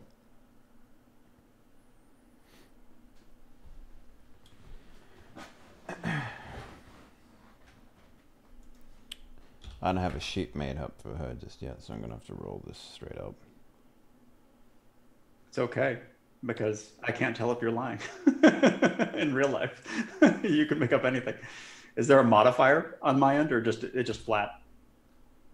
This would be, so you're both just rolling flat. She's going to be rolling her performance, and you're going to be rolling. What does your modifier look like? Well, it's already baked in. So I've got 7 dice for empathy detect lies, and so modifier would be 0. And I just unless there's something special about the situation, I don't know. And then on top of that, I just need to know the difficulty. If we're both rolling against 5, and then it's just we compare successes. So let me ask you a question.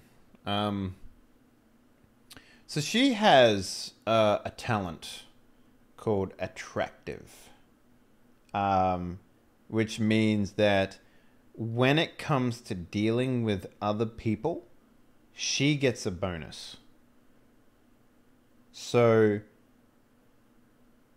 what is your history with her, given the fact that she is known to seduce men and women to get to what she needs?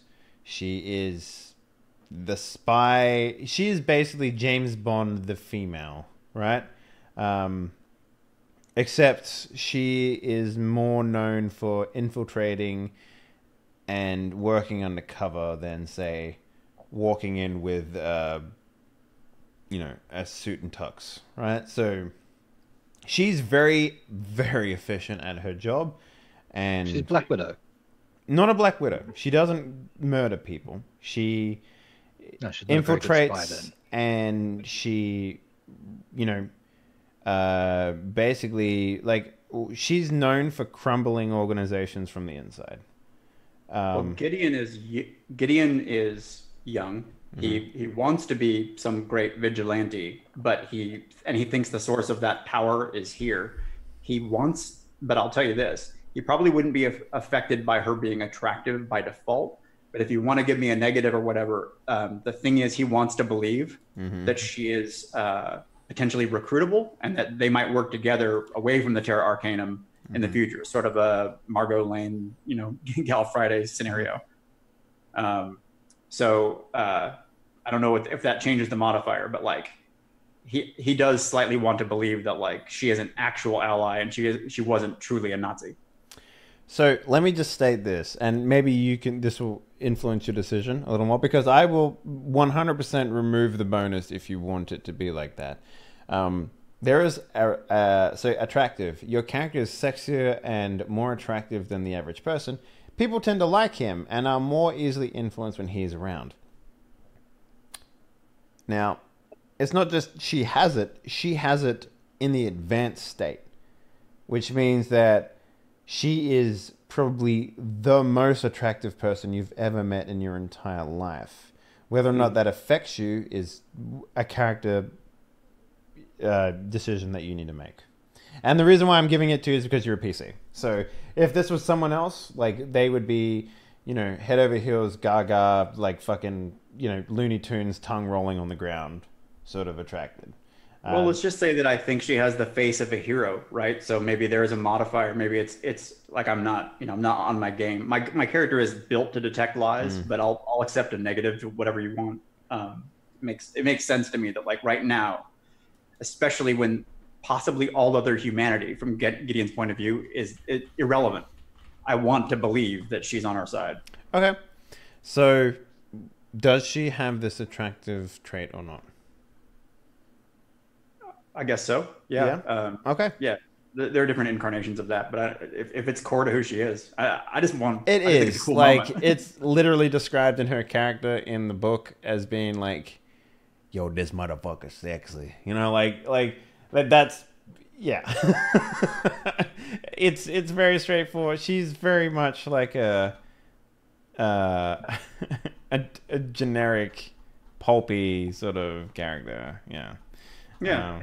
but she's also a badass too, and that's cool. So does that mean I don't get to roll at all, or how does it work? No, you roll and she rolls. If you said it didn't affect you, she gets 2 less dice. That's basically how that works. So Okay. yeah, Still 5 then? difficulty 5, yeah, because it's versus. Whenever you verse another person in a trait, it's just 5. So There we go. okay, yeah, she looks at you, and you look at her. Is there any sort of like hesitation that you go through when you do this? Like if I was having a conversation with Gideon and I was like, yeah, I totally didn't kill her. Would you respond like a normal conversation instantly? Or would you like, take off your glasses and just sort of peer into my eyes and then make a decision? Like how would, it's like, do you quite have the a- opposite. I want them to see their own image as they lie. And so I would repeat what she says in an accent very similar to hers while mulling it over.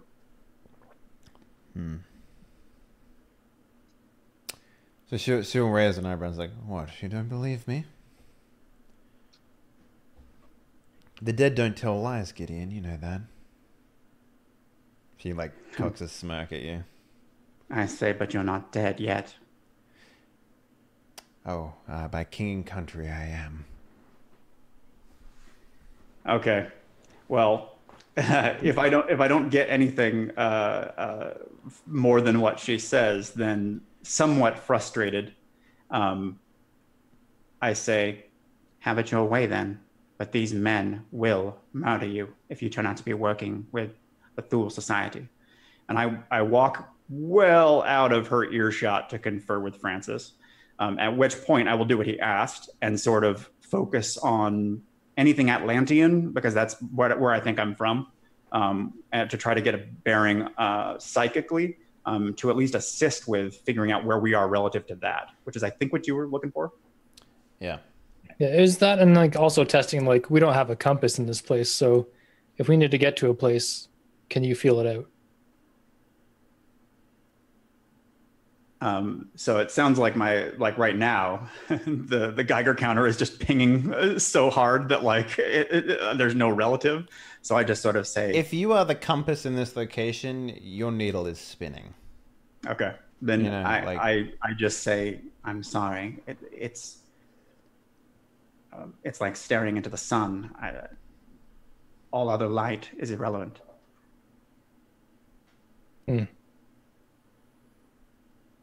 Could you try anyway? Could you try to quiet everything else and focus on one specific thing?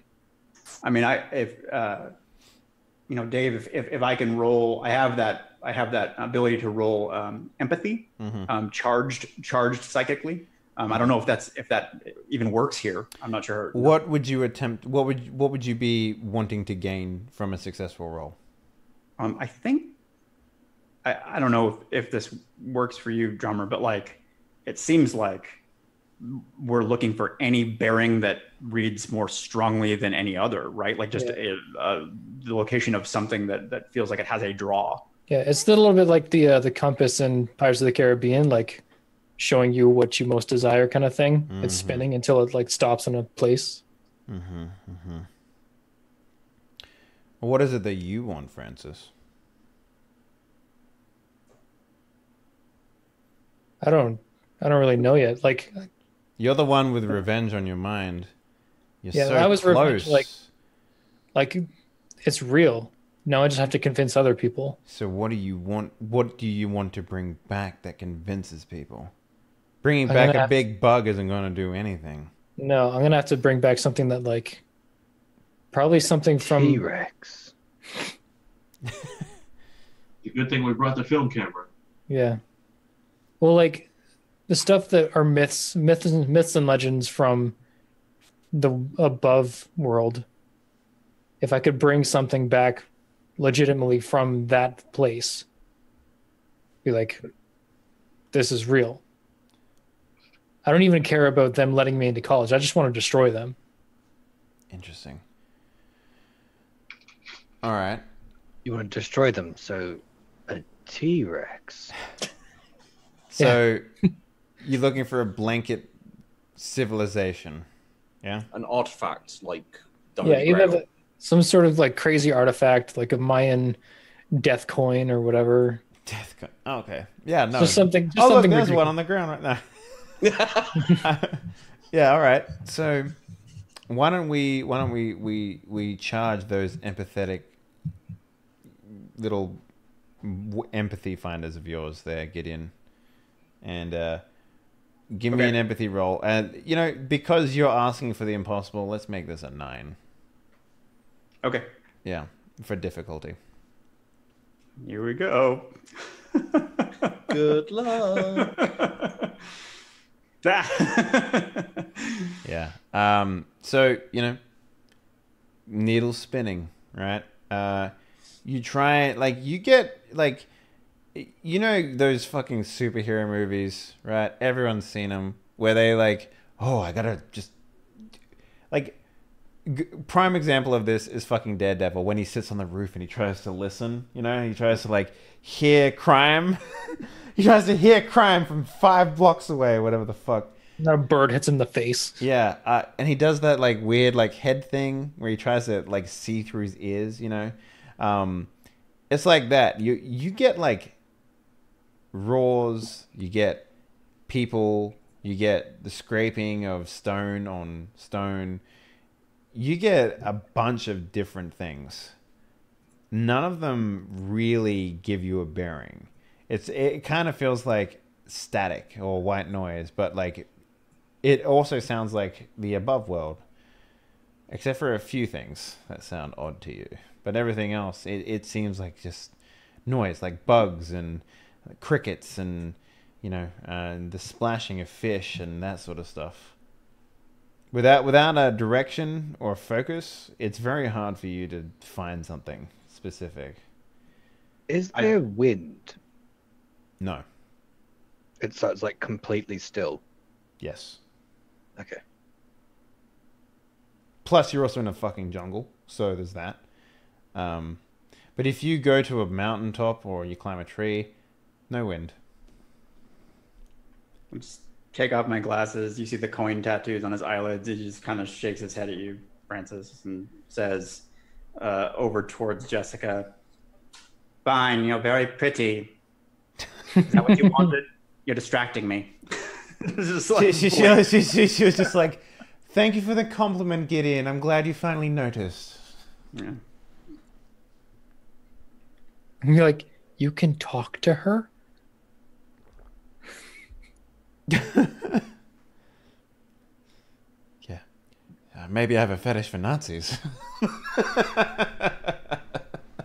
So now I'm looking over towards Dejarius because he's like Sciencing, yeah. science. Yeah. Beakers. I'm gonna go along with my original plan and try to get on top of the bedrock and try to do it with my eyes rather than having Dr. Emma go do the. You ever done any Third field eye studies thing. before, my man? Oh yeah, Yeah. Whereabouts of the world? What sort of natural phenomenon have you dealt with? it was probably on a vacation or something. It was like a archaeological dig, one of those things. Okay, so like a dig. Yeah, so you haven't been macheteing your way through a jungle or boating down the Amazonian River or anything like that. Not as the lone badass, probably as part of a academic group excursion kind of thing. Have you been on a fucking culture safari of Africa, things like that, right? Like the history tourism, Mhm. oh, we can dig up some fossils and we're gonna go over here and see some old ruins. You're very thirsty in this place. Especially after seeing Jessica. Whoa. Whoa. No, not so much. Not so much loinal thirsty, but you feel like you need to drink a lot. This is if you were out in the normal jungle, you'd be drinking water, sure, but it's very, very hot in here. The sun seems so much closer than anything you've ever experienced before. Yeah. Well, if there's no water, I'm just gonna try to do what I was doing quickly then. Yeah. I mean, you have no like. It's not going to stop you from doing what you want to do, right? Let me just point that out. But Yeah. what I'm saying is that the biggest find that you find is not that you see landmarks, but the sun itself.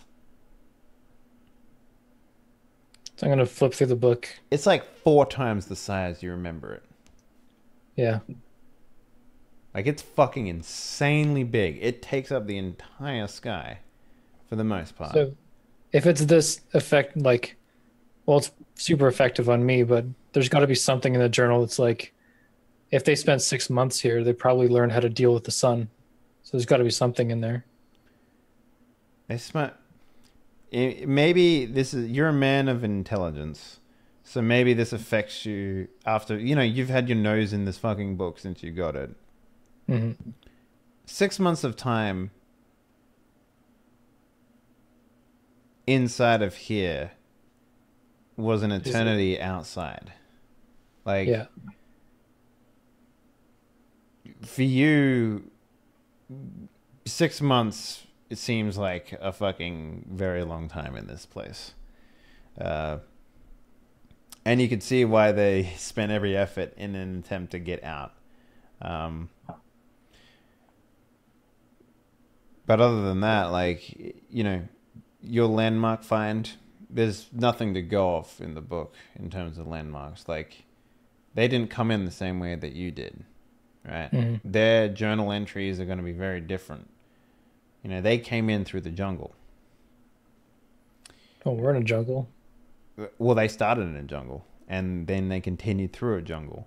Any of the landmarks that they've written down, maybe like oddly shaped rocks or rivers or anything of those sorts, you can't find them out here. So, Okay. Well, like, I'm like, there's no need to make a roll or anything, and I want you to understand that it's not because you rolled poorly. It's just that. Yeah. It's like saying, "Oh, he's been into this journal was in Africa, and we're in Africa. Let's see if we can find a landmark." It's a big place. It's a big place, yeah. It's the entire center of the globe, basically. Yeah. So it's a big place, yeah. Well, if they've been in here for that long, I would expect at least something, but I'll just return back to camp. Not right now. I mean, you would have to explore. Like, that's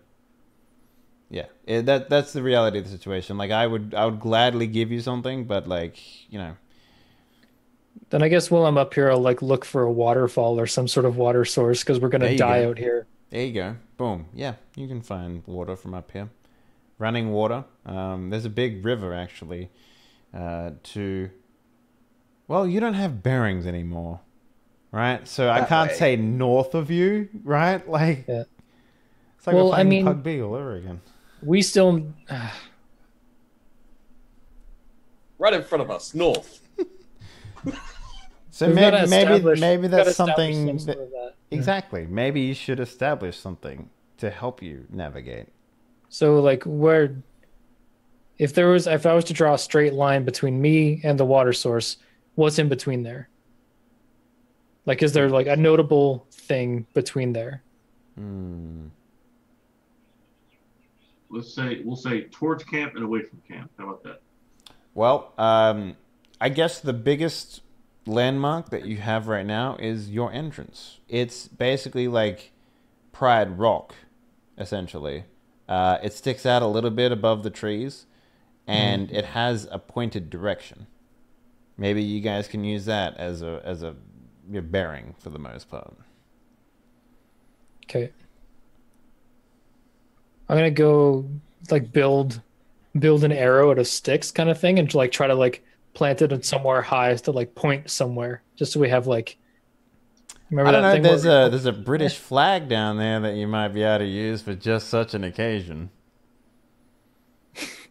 Yeah, I'll steal his flag. I mean, really? you're in the jungle, Charles, so you can No, I mean you can totally steal the flag, but like I mean it's even better if it's up high, so yeah.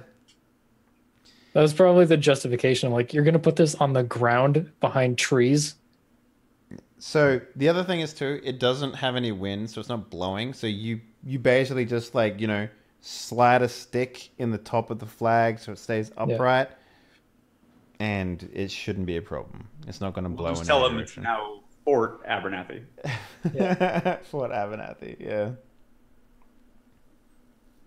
Cromwell Rock. Cromwell Rock, yeah, that works too. So, Yeah. So when I get back to camp, I'll tell them like there's a water source. I planted a flag up there to kind of show us at least where we were. And I just like kind of point in the general direction of like away from the portal.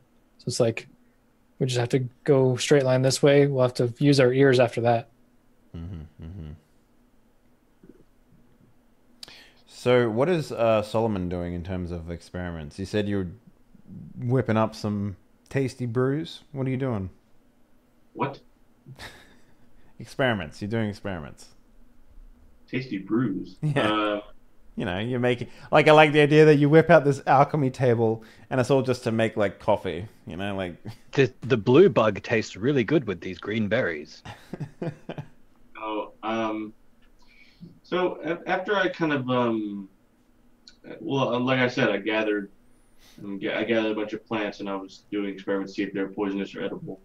Yeah, all right. Test them on the Nazi. Well, it wouldn't be Test too them on hard the to doctor. work. It wouldn't be too hard to work out, and you probably wouldn't want to, right? Your hunch and like this is the man that might have information to get us out is pretty much spot on, right? I have a relatively robust survival skill. Yeah. I'm okay with you doing that. Like, you could probably document most plants that you come across to see whether or not they could be used for medicinal or like, you know, purposes outside of just being a plant, 100%. As well as whether or not they would have any interaction with skin if you rub into them, you know, like poison ivy or anything. Like, it's definitely something you can very easily do. Are any of them like earth plants? Are they all regular plants? They're much like so there's trees, right? Big trees, big really old trees, like really really round trees, and a lot of the plants that you're seeing are sort of like I don't know the scientific name for them, but they're like vines, so they basically they're like parasitic in nature, where they sort of like receive a lot of their nutrients from the actual trees themselves.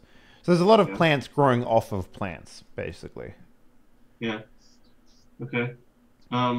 So I want to attempt somehow to make a kind of rudimentary sunscreen. Ooh, interesting. I like it.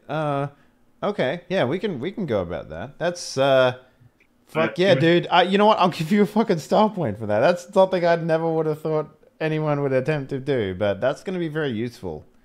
Definitely. Yeah. Like, sunstroke is a huge fucking problem in this place. And the locals you'll meet will prove why. So, yeah. You want medicine? You want biology? You want... biology would be perfect for this, actually. Like, this is a good one. I'm going to say the difficulty for this, like, given how intelligent you are, probably a 7. It's mostly a 7 because of your lack of actual proper tools. 4? 4. It should be 1. Yeah, a 1 would do it. Actually, no. If it's science, like if it's science or if it's like a, you know, an academic stuff, we take the first one because you can't double specialize in a speciality, right? So, yeah. So it's a 4. Yeah. I love that you are rocking the shirtless science, like you're straight to it. you're a very progressive novel cover. Yeah. Some people rip their miniskirts. Some people make fucking sunscreen. All right, like that's just the world, you know. So yeah, you make sunscreen. I assume you have some sort of vial or device to carry such. I really kind of a divot in the earth. Yeah. Right now. I have it's hard to get thing into other thing with one arm. Yeah, I like it. Yeah. Mm-hmm. So yeah, and it's kind of more of a viscous paste. But that's there, so that's okay. Check to-do list, check. And then if he wants me to, I'll just drag like one of those big leaves over on top of it and leave it there. Yeah. And then we'll go to test some water with the other guys. So the water is quite a hike away. So it's you run the risk of running into things essentially. Okay, well, so we're gonna have to go get it. Yeah.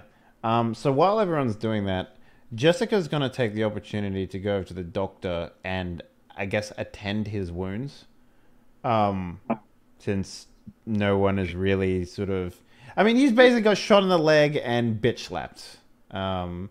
So she's going to do her best to apply like a... I don't know, rudimentary splint. But Dave, Yeah. for the record, me, Gideon, and the German doctor are all doctors. Yeah. So when you say the doctor, Okay.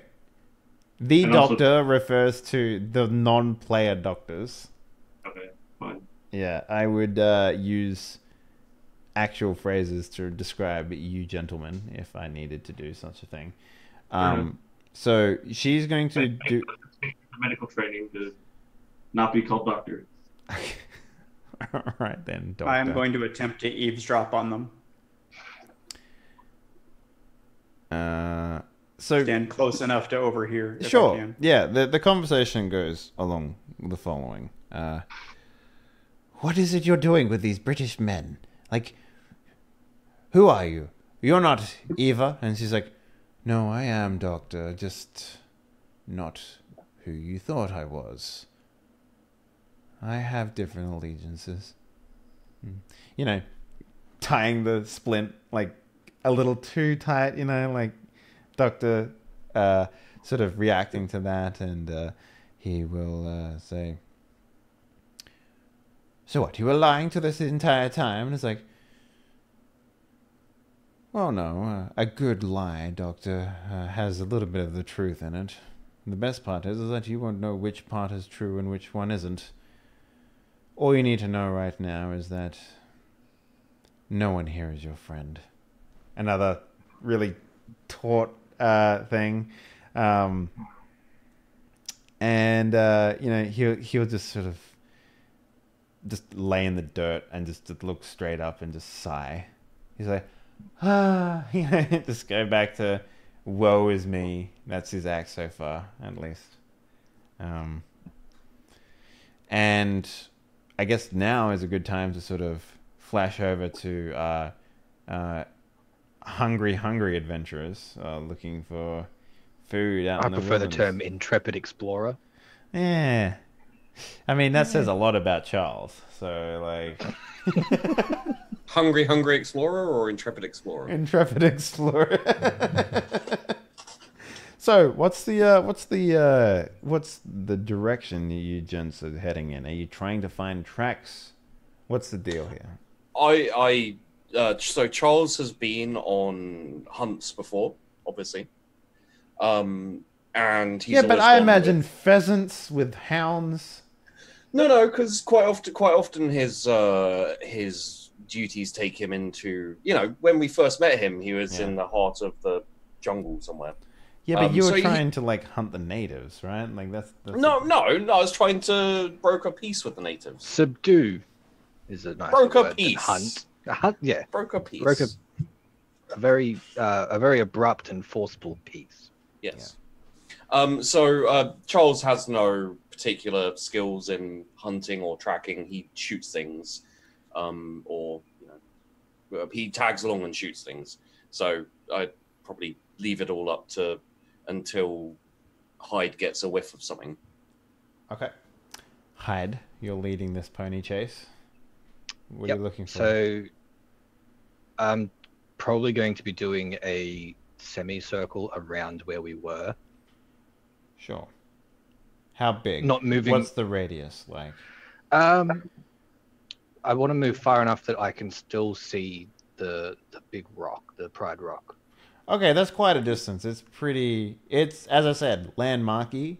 Yeah, so as long as I can still see that, I'm You ever okay. get lost, you can up a tree, find what you need to find, come back down. Right? It's pretty big. So Also, point of interest, I believe it's called Cromwell's Rock. Just saying. well, you didn't- Point of I'm gonna say it's called Ego Rock now. That's also absolutely fine. Cromwell's ego rock sounds just as good. Yeah. Bricktania. Britannia. Britannia. Yeah. I like it. So you're doing a semicircle to, I guess, tread some ground, see what you can find. What are you looking for? Any tracks on the ground? Any signs that animals pass through an area regularly, like a Yes. Migration call it. trail. So here's what you find, and maybe this gets you a little bit more excited than needs be, but you find evidence of predators. When Yeah, I say that's evidence of predators, I mean like not just game trails or something like that, but like claw marks Bones. on trees and stuff like Okay. that. Like like bigger than your hand claw marks on trees. How And- high up the trees? Like probably head height. Okay, so And you see I'd imagine at some point you see like entire trees knocked over, right? And uprooted and stuff like that. And you see things like, like big swaths of feathers dragged against a rock and stuff like that. I can imagine that I'm kind of like hides like And this wandering is along like looking all down. within very close distance to your camp, Yeah. I might add. So I'm walking along looking for obvious signs of animals. Kind of head down a little bit, and then I just notice right next to my head there's a big claw mark on the tree, Mm-hmm. and he kind of does that thing where he puts his hand in the claw mark Yep. to like get a judge for the size, and then readjust the grip on the gun. He's not so much looking down now as he's looking around. Yeah. My cat, Tompkins, used to do the same thing to my chair.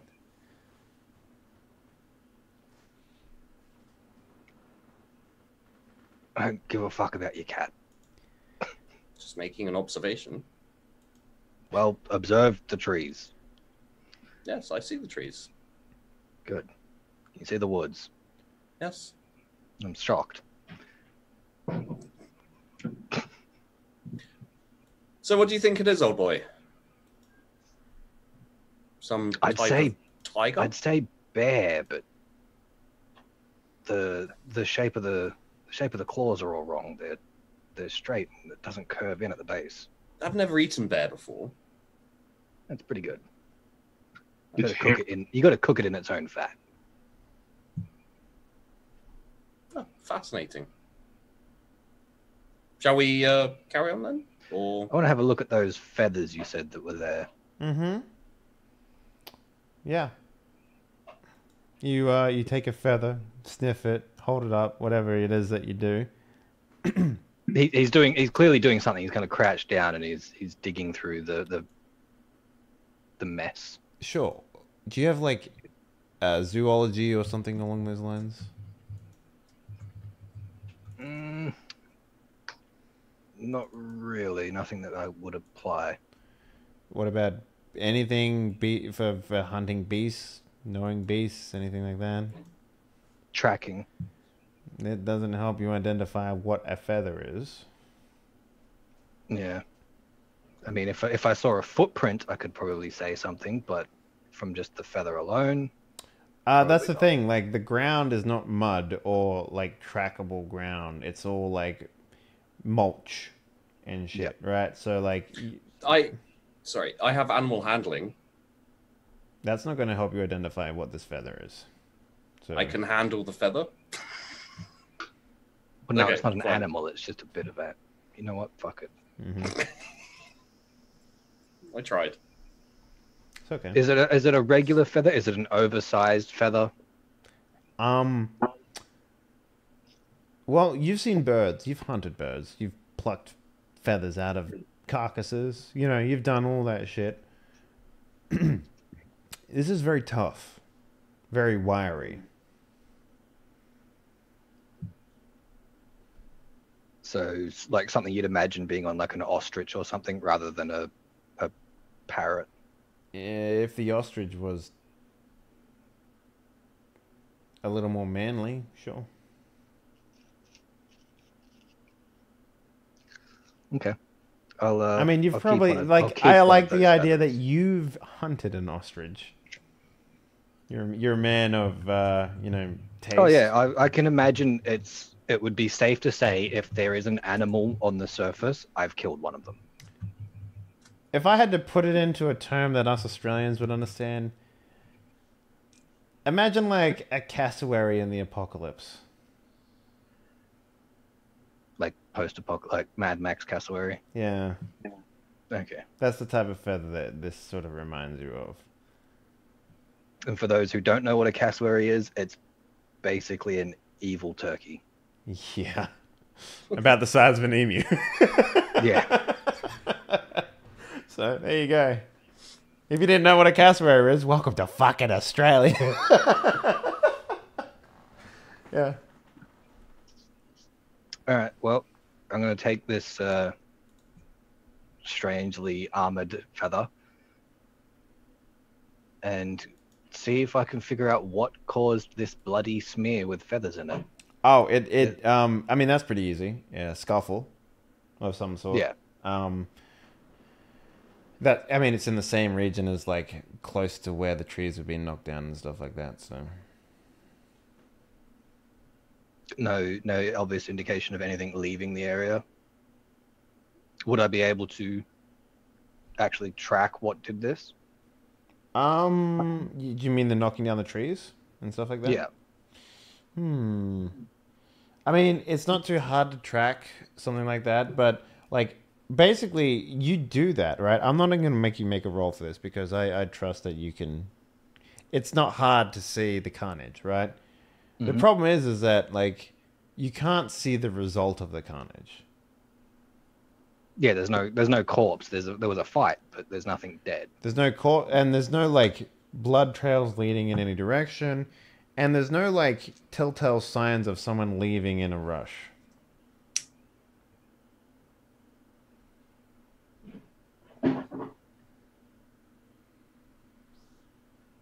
Okay. So, with all this information that you've gathered so far, what is going through Hyde's mind? Some giant bird got into a fight with I'm going to say a cat of some sort, going by the claw marks. A cat the size of a bear. So those claw marks were up quite high. And the fight didn't end here. It just started here. Bird's probably flightless, going by the feathers. And it ran. Whatever it was that was chasing it was big enough to knock the trees down. Possibly an ambush predator, and the ambush didn't quite go the way he wanted it. Are you saying this out loud? Like kind of working it through in your... He's probably speaking, like, not talking to you, just saying it as while he's looking at the feathers and stuff. Fascinating.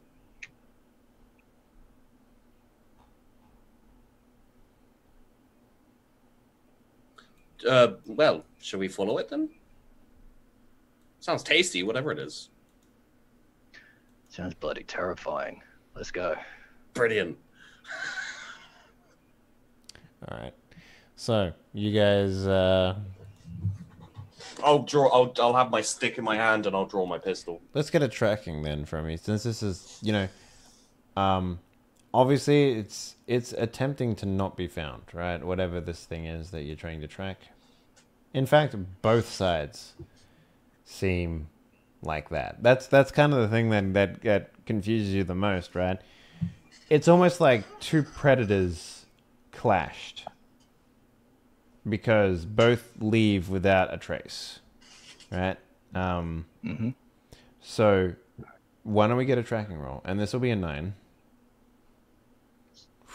Sorry, it'll be a what? A 9 for difficulty. Difficulty 9. Well, that's way off then. No, wait. So that should be a difficulty 8, right? Because I've got my second specialization in tracking.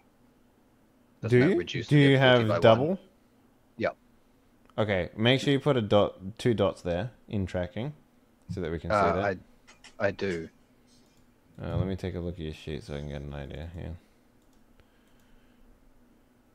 Survival tracking.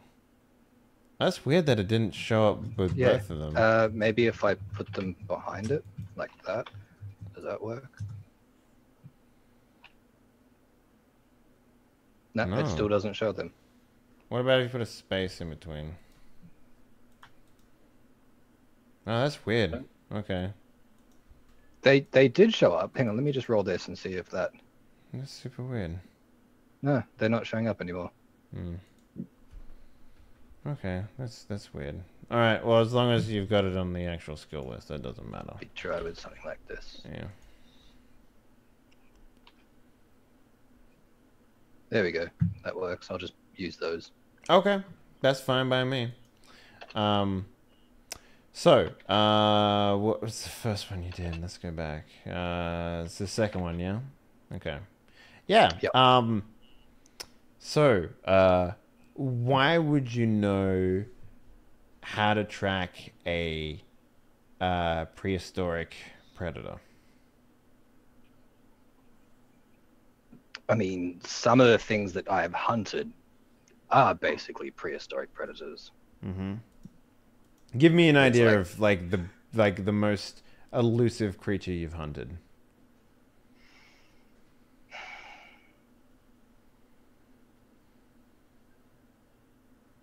Snipe? I don't know.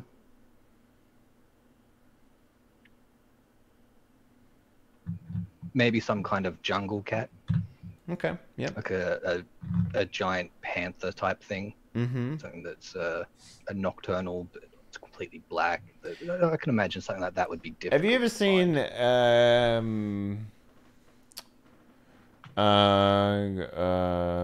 Ghost in the Darkness? No.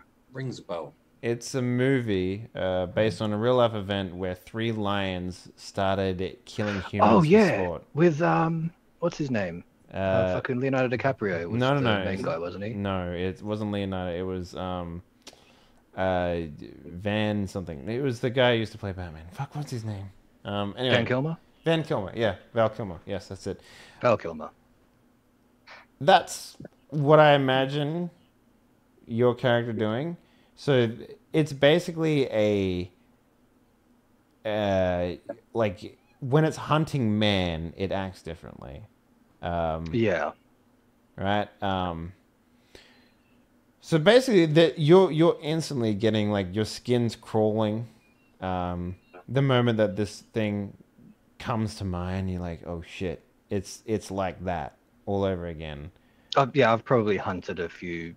You were probably Men called. hunting You would. animals. You've been called in multiple times to do such a thing. So you're facing a very dangerous foe, and whether or not you want to continue with that, based on your evidence now, is up to you.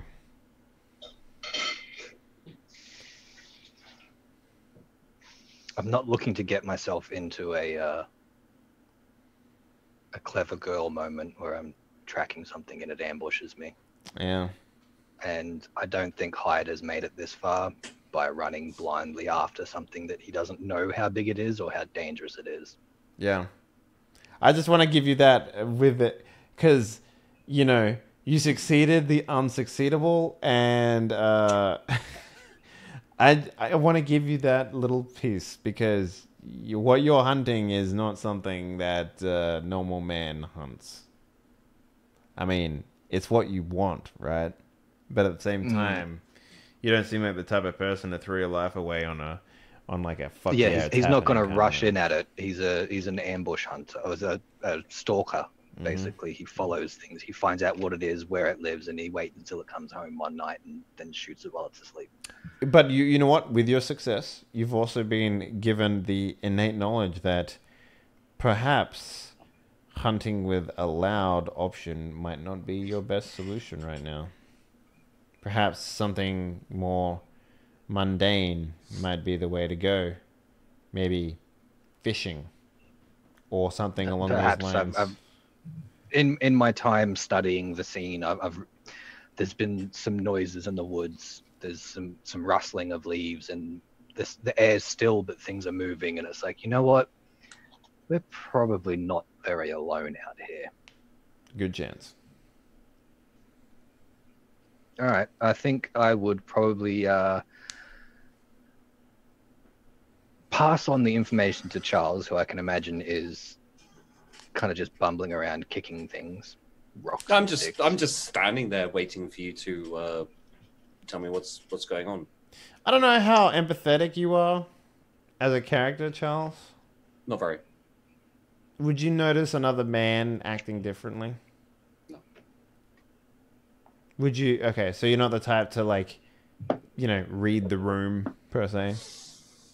Yeah, Absolutely not. So you definitely don't notice the cold sweat, and you definitely don't. I've just switched from hard on for the hunt to I kind of stand up straight and just be like, well, whatever was here, it's long gone now. We should head back. Ah, that's a shame. Well, can't be helped. Can't be helped. Let's go then. Toodaloo. We'll do a wide sweep back around towards the Ego Rock. Kind of get a lay of the immediate area. Make sure we're not parked next to a T-Rex den or something. Can I see the flag? Not from with the jungle floor, no. Okay. But Hyde knows which direction you need to be heading in. So No, I'm just wondering if I can see the flag. No. As we're heading back towards the rock now. no, it's canopy, man. So Yeah. Well, we should try and pick something up on the way back. with your previous tracking skill, yeah, you can find like Maybe a bird or something, or a giant a lizard. A monitor probably lizard. more likely finding lizards, to be honest with you. I do like lizards. Could we get like a big monitor lizard, like Like a really big ones, Komodo dragon? like a goanna? Yeah. Yeah, you could find like a Komodo dragon style lizard. That's probably like, Charles, you never would have seen anything like that before in your life.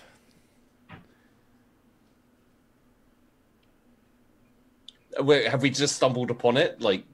Nah, Have we? He probably Hyde Stalked probably up to it. led you to it. Yes. Okay. Bloody hell! Maybe. What is that? Shut up and get down. Okay. So it's big. Forked I tongue. go Come- from standing up to crouching to just slump down very slightly. I'm not even Yeah. particularly hiding. Yeah. Its tongue is enormous, and it snakes its way through the foliage, basically just eating large bugs and stuff like that that's in the ground. Its nails are incredibly dirty, and it reeks of dried blood and feces, basically, as most Komodo dragons actually do. So Yeah, they're pretty gross. they're gross. I think Hyde would probably take aim with the rifle, and then think about it and kind of look around, and then gesture towards Charles's saber. Go get it. Why don't you shoot it, old chap? We don't want to make too much noise around here, do we? Well, you're the expert, I guess. Okay. So I stand up and walk out towards the Komodo dragon, drawing my sword cane. Yeah. Yes. Go on. And then I as long as it doesn't turn around or charge at me, I walk towards it and stab it. I just kind of, Yep. I like the idea that all we see is you pulling out your sword, and then the next scene is you guys just dragging this fucking hunkering fucking Do you thing. want me to spend a style point for that? Because I feel like that would. No, you guys need sustenance, and I'm not gonna bog down the game with killing a Komodo dragon, so it's fine. I mean, okay. Yeah, I mean, I wasn't going to come back with nothing. yeah, Yeah, exactly. Brought back Right. some So particularly tasty looking bugs if I had to. it's pulp. So I'm willing to give you guys enough food to sustain yourselves. I can Yeah, imagine we see him. He like draws his saber and steps forwards, and the lizard kind of does that turn of the head quizzical sort of look for a lizard, as it just like, what yeah, the fuck is this it's guy the one doing? piece of stocked footage that we use in the movie. That gets reused like maybe 4 or 5 times before the movie's done. Yeah. So yeah, it's our guy climbing up over a rock. I forget what the fucking animation that's from, but yeah, it's that. So our hunters return back to the camp. What is so everyone has been doing that. We get Jessica Tyne Splint. We get Gideon and Jackson having a conversation. We get Solomon basically making sunscreen. And yeah, what are you guys doing now? Like, I imagine camp gets made. Do you guys set a fire? Like, how does this work? I think when I get back, I would probably join the rest of the group and in some way inform them, like just let them know that we're definitely not alone here, and there are things in the woods that we don't want the attention of. And I'm like twirling the feather while I'm talking. Yeah, it's like, it's a pretty big feather. It's probably bigger than a quill, if I had to put my finger on it. That's what I'm thinking. It's like a big, wiry, bristly feather with a really thick stem, like the size of a pencil at the base. Yep. Is it more like an arm than a hand type thing? It's not that big. It is like, it does look like a normal feather if a normal feather was large. Yeah. So yeah. And I'll where Graham, what's his name? Fucking Solomon, where he did his little map. I'm gonna stick the feather in where we saw the scuffle. Okay. So I mean, I can just quickly draw that up or whatever. So yeah. Drummer, did Francis tell us about the water? Mm-hmm. Okay. That's like over there. Yeah. Francis is like, he's been a little quiet because like he's kind of a Hollywood fanboy. So when he gets here, it's like, it's Disneyland. It's not Disneyland. It's like Australia.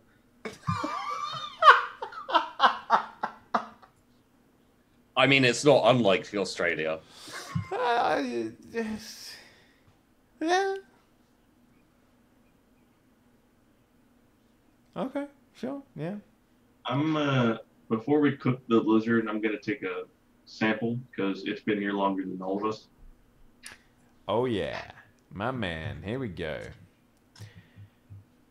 I'm gonna basically not the scales or anything, but like the the creamy center, the underskin.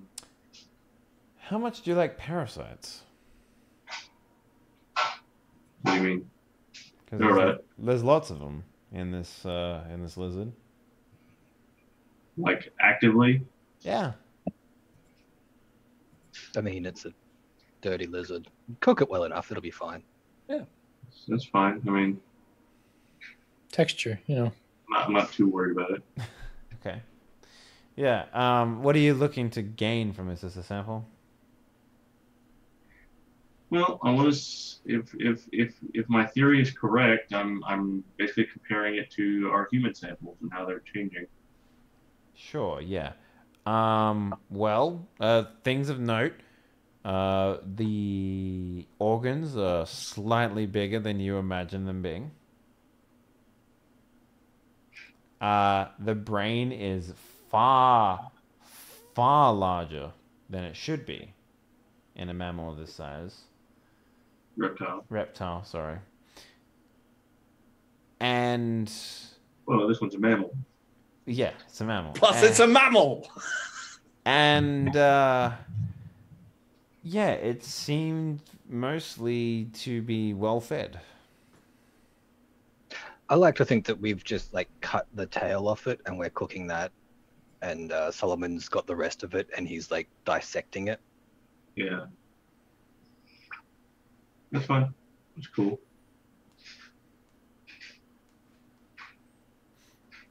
I mean, I have surgical gear. I have gloves, and Yeah. I got a surgical kit. I paid for it and all that. Yeah, no, you can fucking dig as deep as you want in this sort of stuff. So what you're gaining from this is that animals come bigger over here, and it seems like they come more intelligent as well.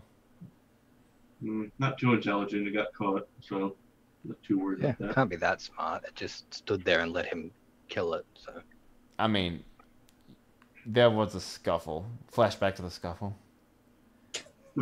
yeah, we're talking about how, well, it can't be that smart. It just fucking died. And then we like flash back and it's like standing on top of Charles and he's like, oh, and it's like, and yeah. Yeah. But I came out unscathed, mostly. I smell like shit now. Yeah, I like the idea that there's betadine being used. I'm crouching over the this sort of makeshift sunscreen pot in the earth, and just like, is this some kind of a soup? Like I have no idea what I'm looking at. Yogurt? No. I made yogurt. Guys. It's tailbone soup. No. I explained what I've done. I mean, has the sun gone down? No. I was about to say. Yeah. So I say this will protect us from. It's been about, maybe 4 hours. You go to check. The time. Same place. Yeah. So I gathered. So I assumed. Yeah, that's not going anywhere anytime soon. So let's protect ourselves from, sunburn. Yeah. I guess. So yeah, we get like a nice little scene of you guys sitting around a tail being cooked over coals or fire. I'm not sure which one you want with, and that's where we'll take our second break for the day.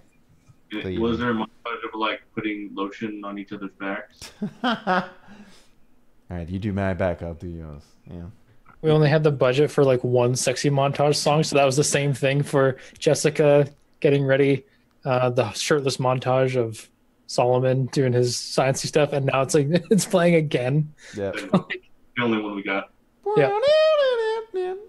Yeah. It's All like right. it's like one of those budget versions of Careless Whisper.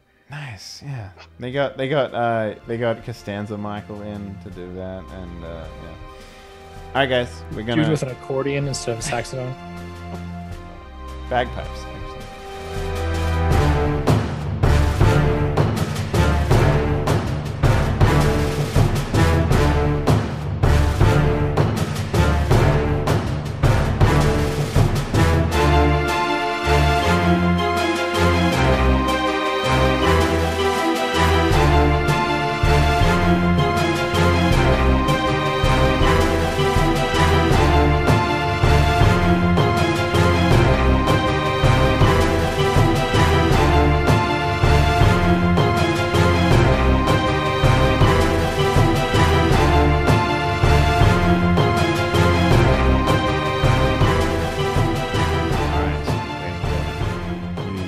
You've eaten a lizard.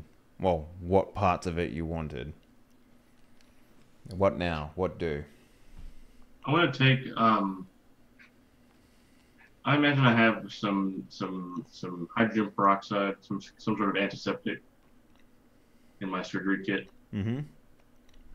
I want to take a sample of tissue from the lizard. Mm-hmm. I want to basically dissolve it so it's liquid. Mm-hmm. Thus killing any parasites or bacteria that are in it as well. Because I'm then going to boil it anyway. Mm-hmm. And then I'm going to take a syringe and I'm going to load the melted lizard essence into a syringe. Then I'm going to cap it and put it in my belt. Okay. Do you want to use it as a weapon? No. Don't worry about it.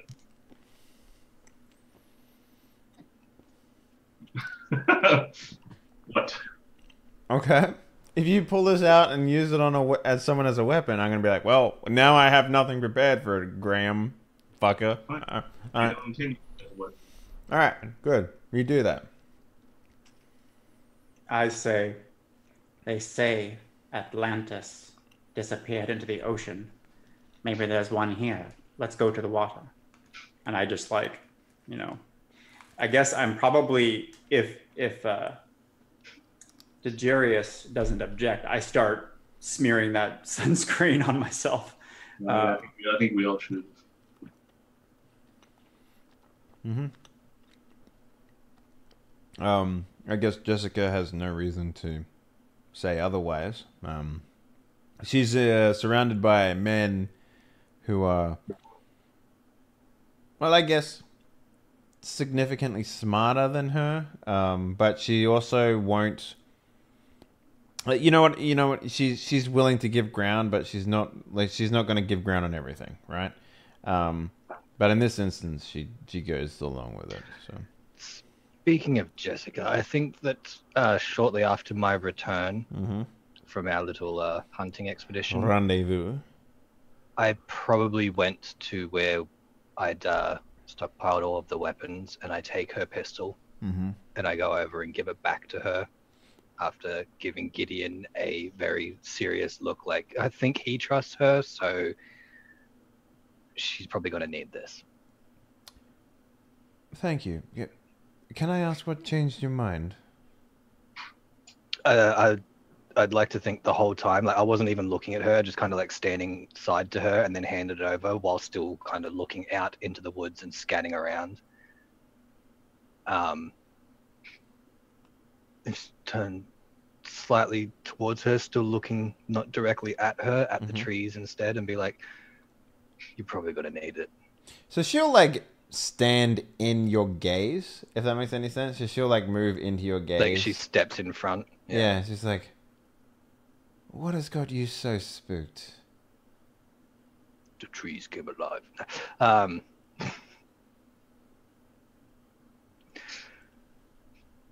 There are things here. I'm sure you know. You've heard the rumors. You were up there digging with them Nazis. This is not man's jungle. Oh, look, if they knew what they were digging for, they wouldn't have dug.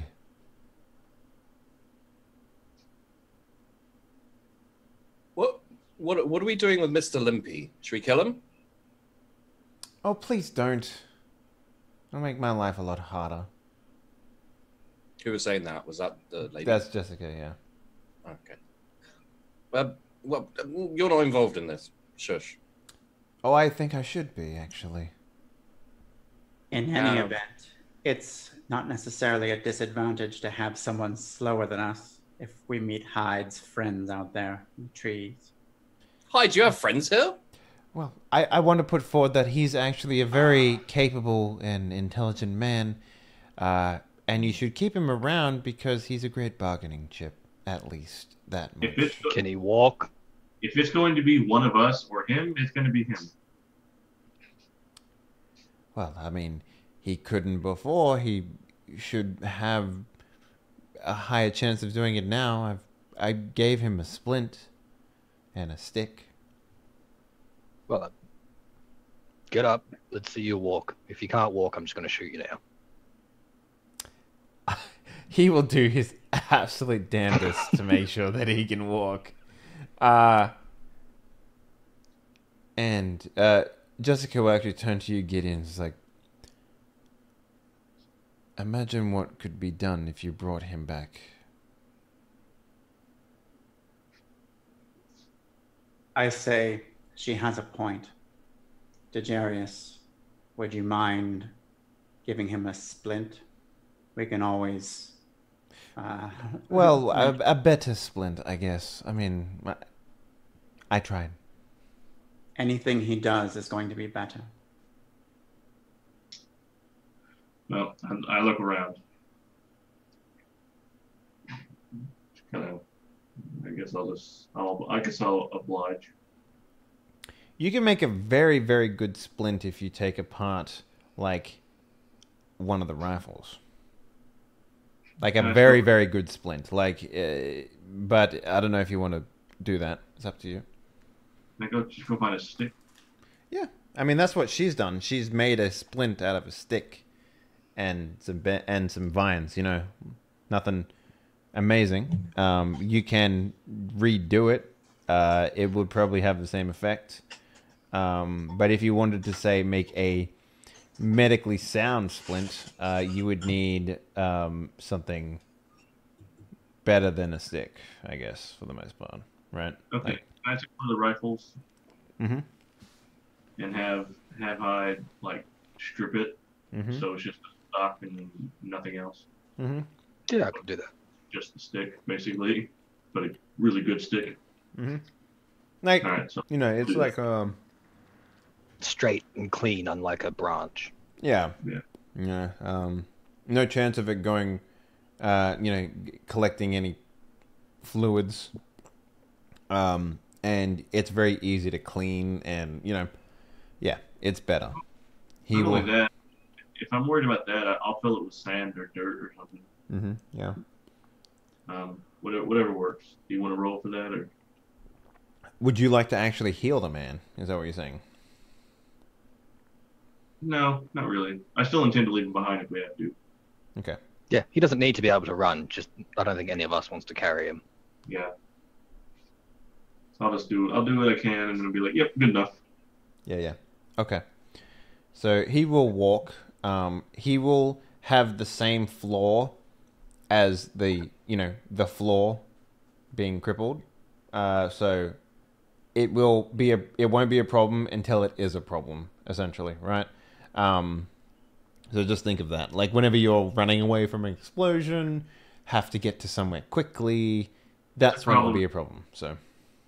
Needless to say, I hope, but I'm going to say it anyway. We searching for weapons. I don't think we ever specifically did that. It was kind of more of a general abstraction.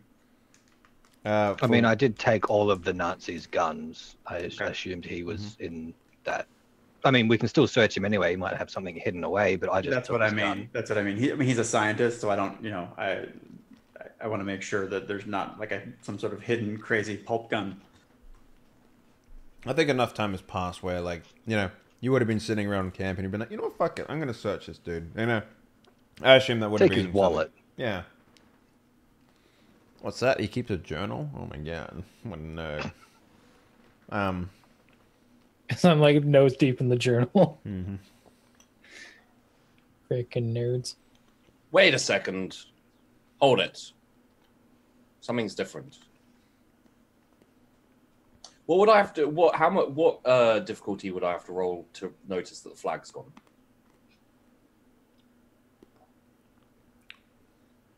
Because I'm not very observant. I mean, then you wouldn't. I wouldn't? Okay. Yeah, then you wouldn't. So I'll just be like, wait a second, something's different. I'm not sure what it is. And then just trail off, kind of looking around. Woodbury. Woodbury? Where's Woodbury? Yeah. Mm-hmm. All right, so yeah, you guys start making your way towards the water source, which is a great start. So, you're not gonna run into anything, but I would like to get. Is there anyone? I'm gonna give this to Hyde and anyone else who feels extremely paranoid.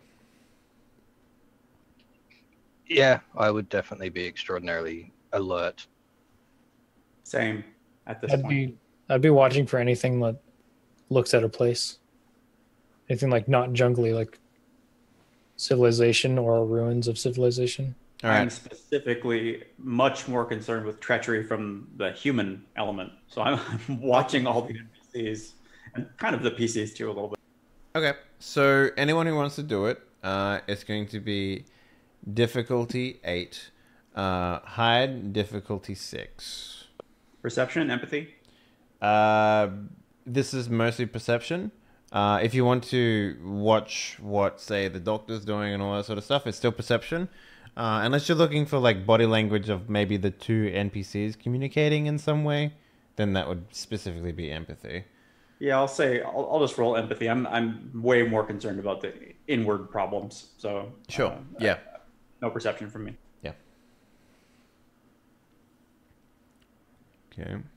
Wow, Francis fucking nails it. Damn, dude.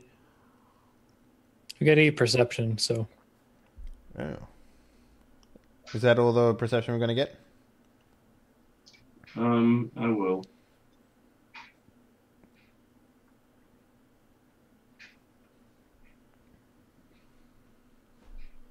Oh shit. Okay. Have you ever? I guess this goes for anyone who got a success. Specifically, not so much hide because he knows what to be on the lookout for. But does anyone have would your characters ever get the feeling of being watched, like being monitored, being hunted, that sort of thing? probably monitored. I feel like having one arm, I've kind of gotten used to it. Yeah, like people like are looking at you. People look. Like this feels like when you're in a really tight exam and like there's people at the back of the room and like almost standing right behind you, making sure you're doing everything. I would say this is more like you being in a library doing something, and then like there only being one other person in the library, and you swear to God he's looking at you. Yeah. That's what this is more like. You just get that feeling. However, hide, you get that feeling plus, actual sounds. Following us or ahead of us? Both. Oh, good. I think I'd probably be taking point on the trek, just as the experienced. Keep in mind, you're not out of the jungle yet, so. Yeah. Mm-hmm. When this sensation comes over me and the awareness of being followed, I'll stop and kind of. So it's not a sudden thing, right? Motion. This is you like confirming it over a couple of clicks. It's like built up, sort of thing. Is that what you mean? Like, okay. So it'll be like, okay, yeah, that's enough, and I'll motion for everyone to move forwards, and I'll move to the back while kind of watching behind us as we move. So who's on point now? Who would you issue to be on point? Charles. Probably, yeah, actually, just because he seems to be the most combat capable of the group. Johnny Yeah, goes. this is him. Kane out the front. Yeah, just like slashing through. Yeah, pretty much. Yeah, same deal. Whatever's following is keeping a distance. I'd probably like pipe up and actually ask, like, does anyone feel like we're being watched? No. Because I feel like we're being watched. That's probably because we're being watched. You say that, I load my tranquilizer rifle. Should we move faster, slower, or the same speed? Well, are we dead yet? No. Are we gonna be dead soon? Then they probably don't want to kill us right now. I suggest we just keep moving until we get out of these fucking woods. Okay. And then I'll like make sure a Luger is loaded. Just in case. So we Alright. carry on. Carry Yeah, on, Charlie. Probably Good. periodically, now that we know that they're behind us and following, like periodically turning to sort of. Yeah, that's why Hyde moved to the back, so he can Okay. easily just look Sweet. around us as we're moving. Mhm. All right, yeah. So you guys come to the edge of the jungle. I don't know if your pace slowed down, sped up, Probably a little bit of both in certain areas. Maybe when you felt a little too paranoid, you slowed We down. probably subconsciously sped up a little. Yeah. So it's the same feeling. Like it was more like little things that tipped it off, right? More than anything. And it was a collective like feeling that you guys had that sort of weighed the scales. But yeah, as you leave the jungle, you come into a very like you go from jungle to almost like a completely different biome. Almost like I hate to say it like this, but a little bit like fucking Minecraft in how abrupt the biomes change. And you go from like jungle to plains, basically. Is it like that scene in Jurassic Park where they run out of the trees and it's just they enter a grassy plain? Pretty much, yeah. With the raptors. Mm-hmm. Yeah. It's just like instant cutoff. Yep. That's perfect. And you guys come out, and it's like just plains. And maybe this is the first time where you guys have had like the clear vision of not just treetops and canopies and stuff like that, but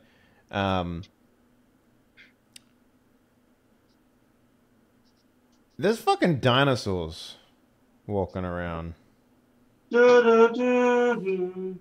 Exactly. Yeah. Yes. Hyde becomes visibly erect. The sound of like leather tightening is heard by all. But yeah, it's like it's mostly like there's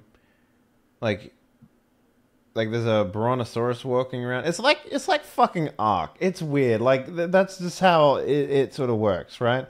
There's like giant lumbering monsters with long necks just casually walking along the plains.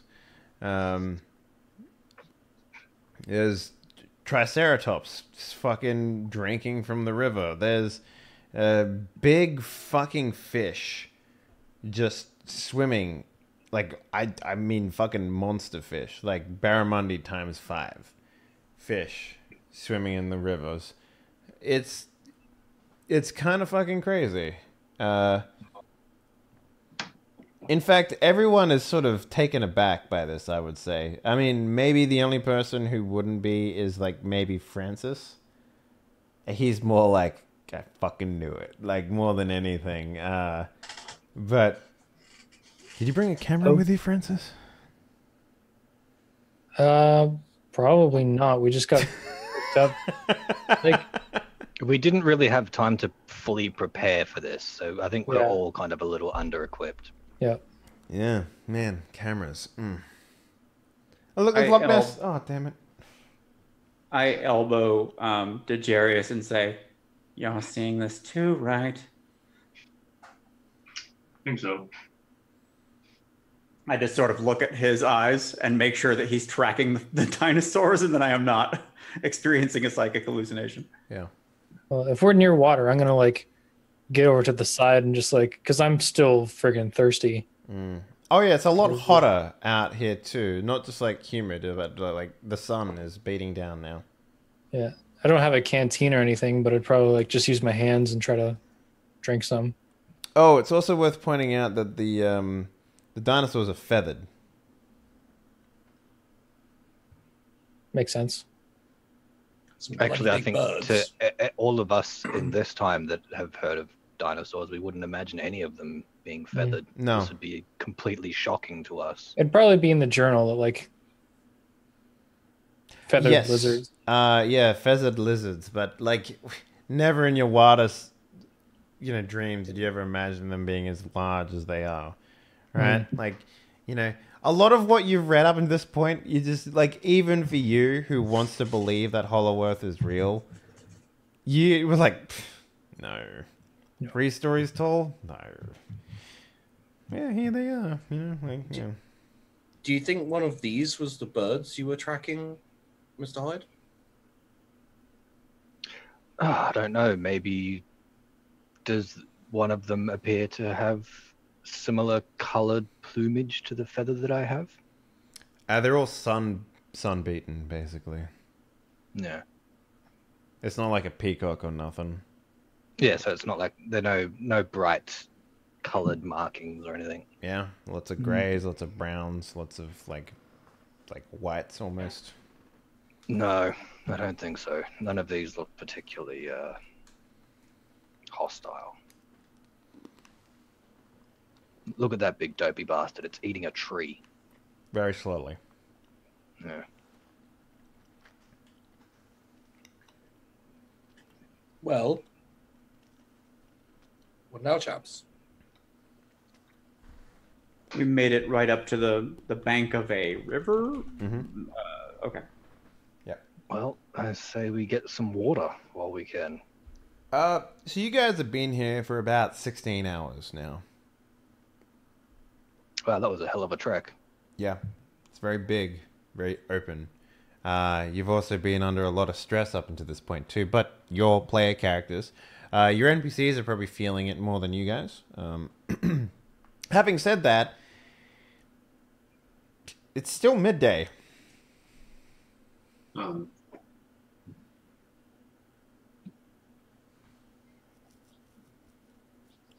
Yeah. Yeah. I think it's sunk in. It's like everything Yeah, that we know from above is like the core of the earth is really hot and like all this stuff. And then we get here, it's like, oh, that's the sun here. So on a plane, landmarks might be visible. So I start cross-referencing Wesley's journal with a river and then any significant landmark that we might see, trying to get any kind of bearing as to where we are relative to where So he was. there is. Now, if he's super far away, then it's useless, but I have to try. So there is this river does go into a very vast lake, almost like an ocean, which for the life of you seems like at a distance, from this distance, directly underneath the sun, almost like a pole. You know what I mean? Like if you were to look down, right, down the curvature of the earth, at the absolute fucking horizon of the curvature of the earth, you would see an ocean, but instead of it being like flat, it'd be like sort of like a bowl almost, right? And Is not a sphere in here?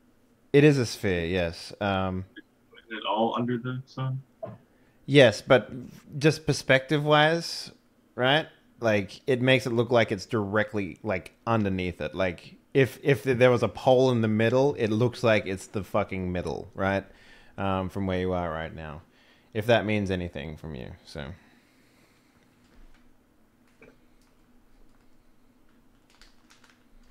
and that's really the only landmark aside from Ego Rock that you have now. But even Ego Rock is a little in the distance now.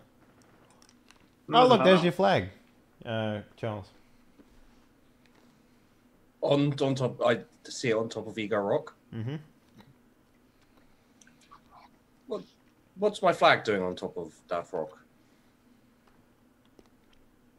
We needed a landmark. And you're going to hide your flag underneath the canopy of the rainforest? I wanted it to be the first thing people see when they come here. Well, what if they don't come that way? What do you mean? We never mind. I'm not going to try to explain. Okay. Well, I guess it's fine up there. It's more prominent, but I do wish you would have asked me before you moved it. Is that Sorry. really our biggest problem right now? Yes. I agree. Man's got to have his pride. Thank you, Dr. I Solomon. mean, we called it fucking Ego Rock. We could have called it British Cock Rock and it wouldn't have done any difference. It's not bad. Anyway, I'm going to conspire with Gideon to do the landmark thing. Yes, Gideon. Conspiracies. So what I say to you softly is, and again, avoiding the earshot of especially the doctor, but even Jessica too, because she seems evasive, I say, Atlantis, Everlife, there is a connection. The ocean, that's where we should go. Because I want to believe that there is an obvious path where Atlantis might be found, and the only legend I know has to do with the water. Now, you know, the it's also glasses downhill, so that makes it even better, right? right. The glasses. He may even like slide down the glasses to like look at you earnestly, and he's like, we have to find it. Your proof, Degerius's medicine, everything we must want. And I'm just like I sound rapturous. Yeah, I'm like, well, the legend is that Atlantis sank. There's nothing to say that it stayed underwater. It may be above land or above water down here. You never know. So I take a full step back from you, and I'm just like, that's brilliant. And I just like stare into space. Like now I'm fucked. Yeah. Like the myths up above say that it's an underwater city of magic and just immeasurable power, but down here, who knows? Is there anything in the journal about an ocean? Can I make a journal roll? What have I been rolling for journal? Is that like myth and legend that I did last time, or is that history? This is myth and legend. Okay. I'm gonna put more points into this eventually. But difficulty 5. So what are you trying to find? Reference to an ocean. An like ocean. Okay, give me like coastal stuff, I guess. Give me a second.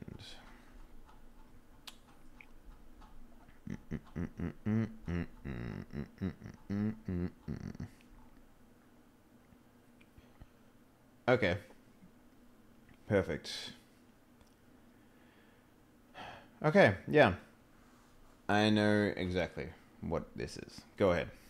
Difficulty 5. Normal? Yeah, sure. Actually no, make it a 7.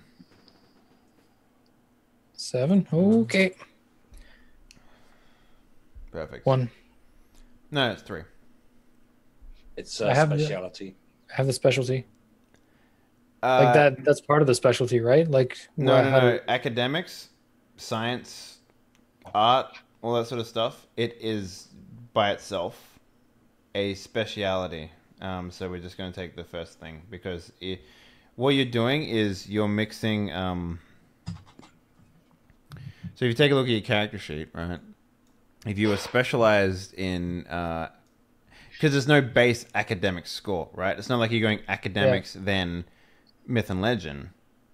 You're just doing academics, myth and legend as its own skill. So it's just its own thing. It's just its own thing, right? So that's what that means. So specialty roles for like academics and science and like chemistry or you can't just be like generic good at academics. You know, like you can't just be good at art. You know, you have to have a speciality. That's so we know. Yeah.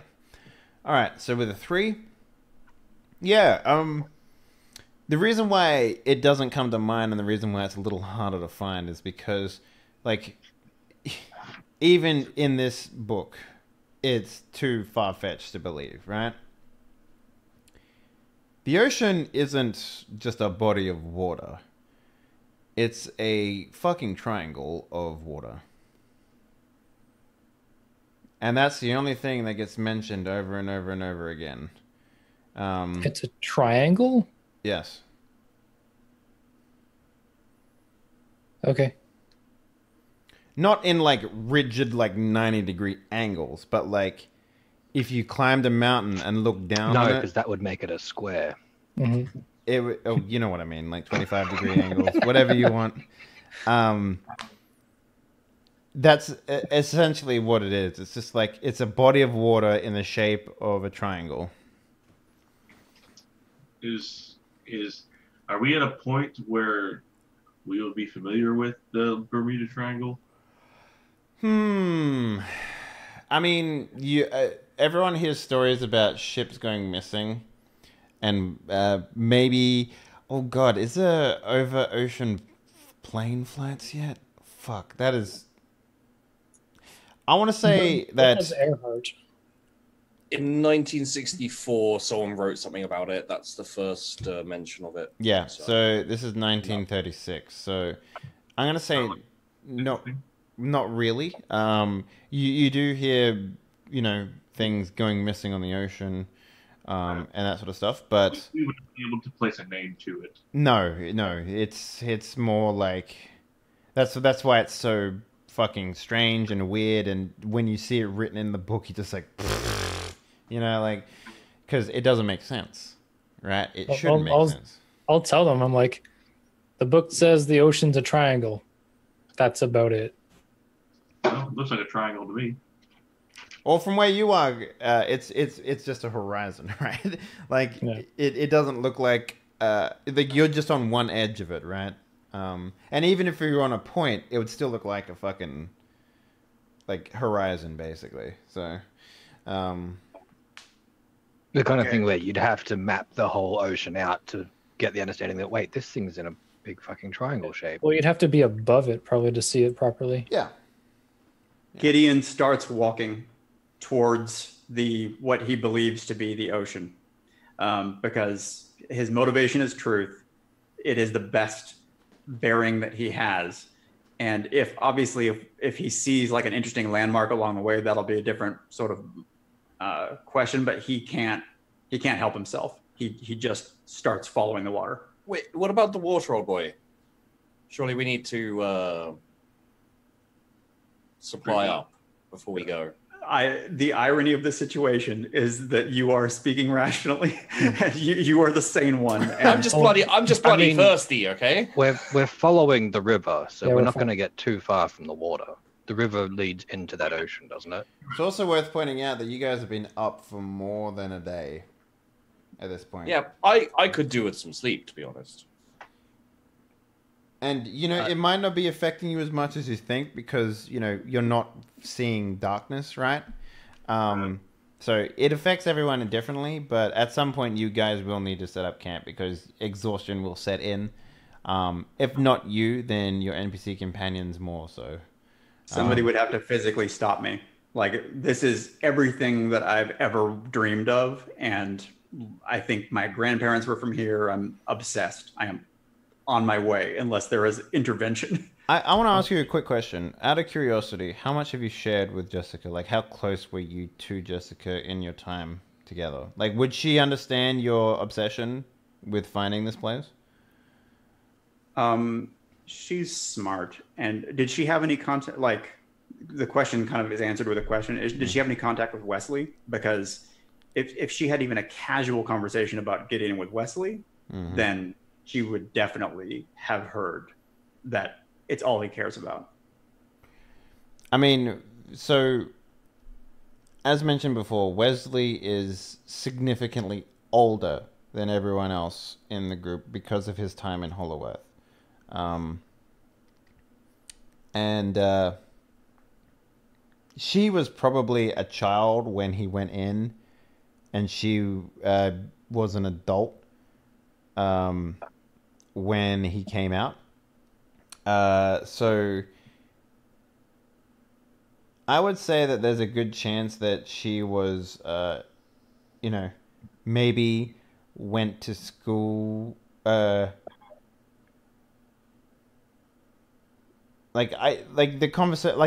not fully aware of their relationship, to be frank with you.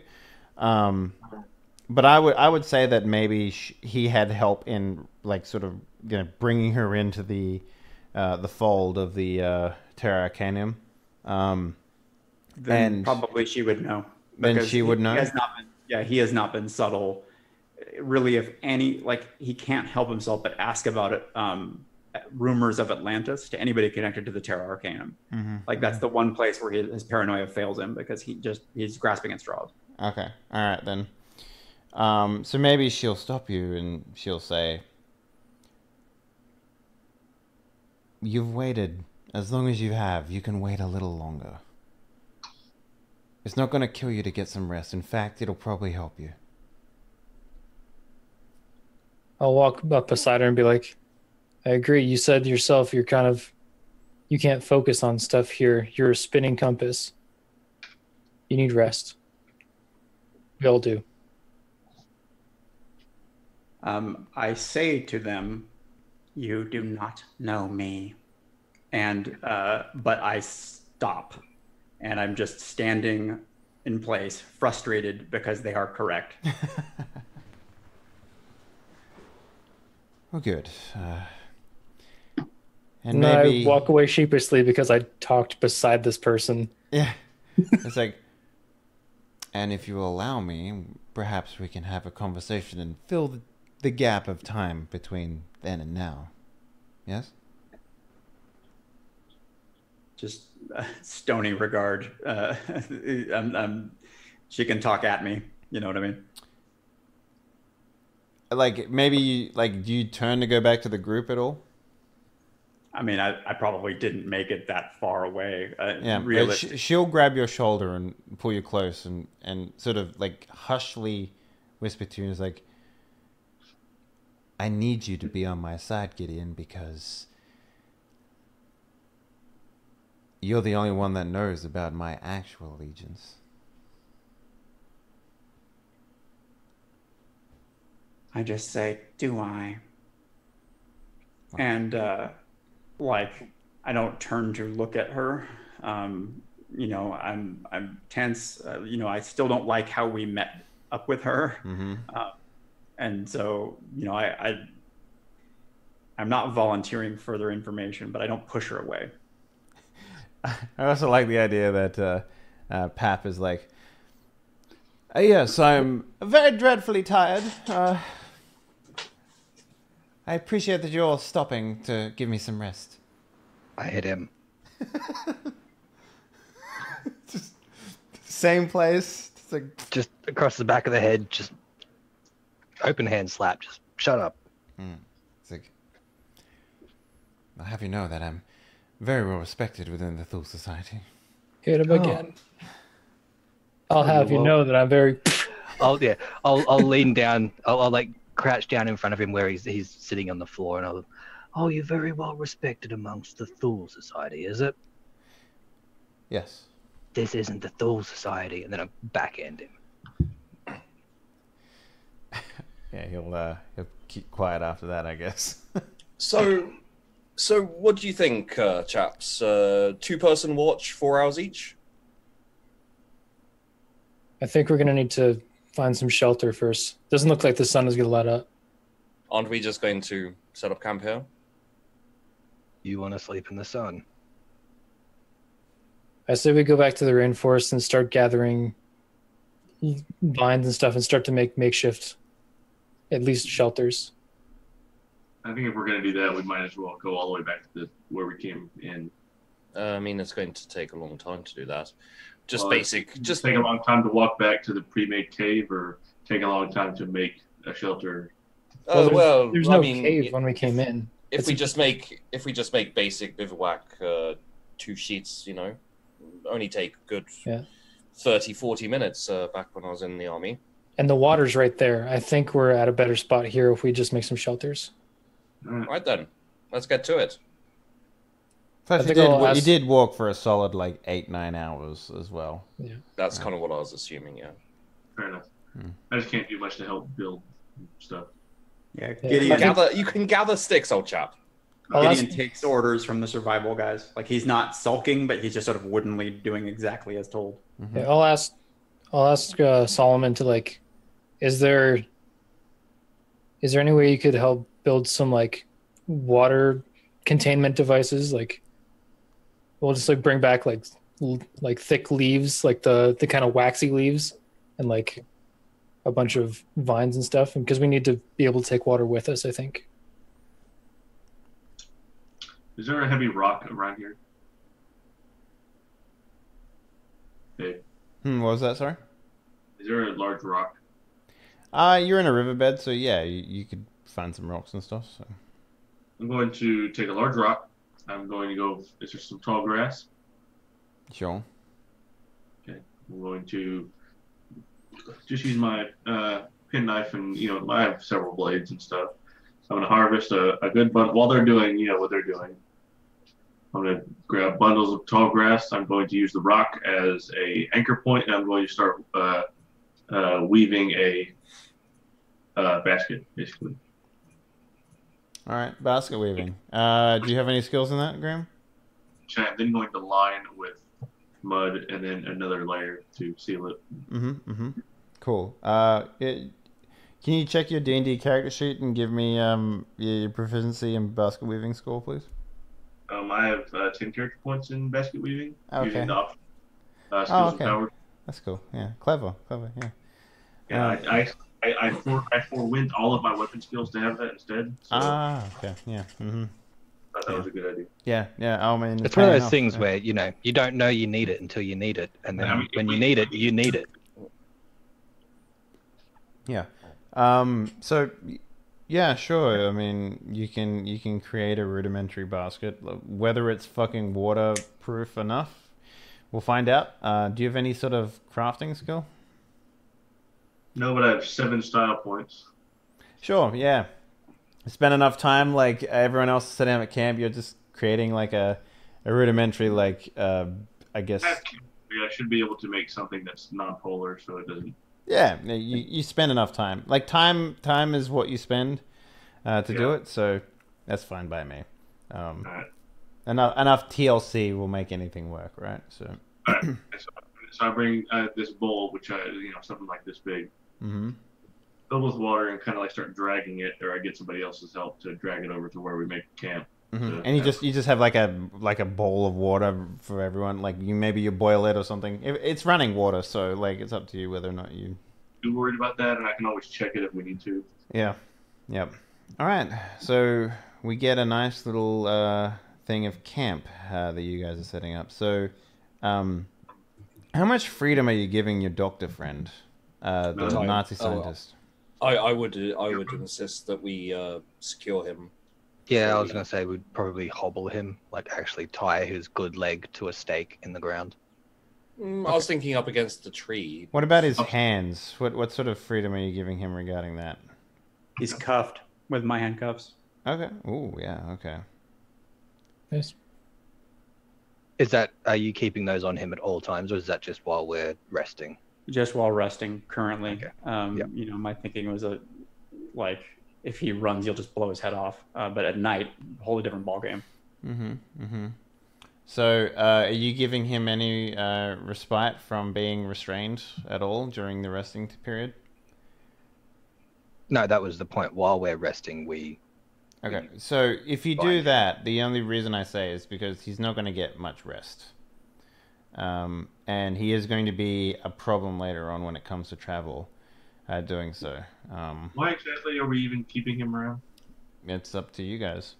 Well, you chaps insisted. I said we should kill him. Out of character, Jessica stated that it would be good to bring back to the Arcanum. I don't understand why we have her either. It is a good point. Gideon seems to know her. Right. So Gideon's vouching for both people, and so he's going to be responsible for whatever happens to them. I say the Terra Arcanum believe that his research is extremely valuable. We have scientists among us, but nothing like him. I say we have not had time to mine his brain. We will. After that, you may do with him as you wish. Bargaining chips matter a lot less to me now. The outside world, we may never see it again. And you can tell that there's a tiny, tiny smirk, for Gideon, that would be a good thing. Yeah. Point of interest, old chap. Who are the Terrarium Arcanum? That's right. Was he even with us when we spoke to Mercer? Yes. Yes. Okay, so he's just forgotten. Or he wasn't listening. Okay.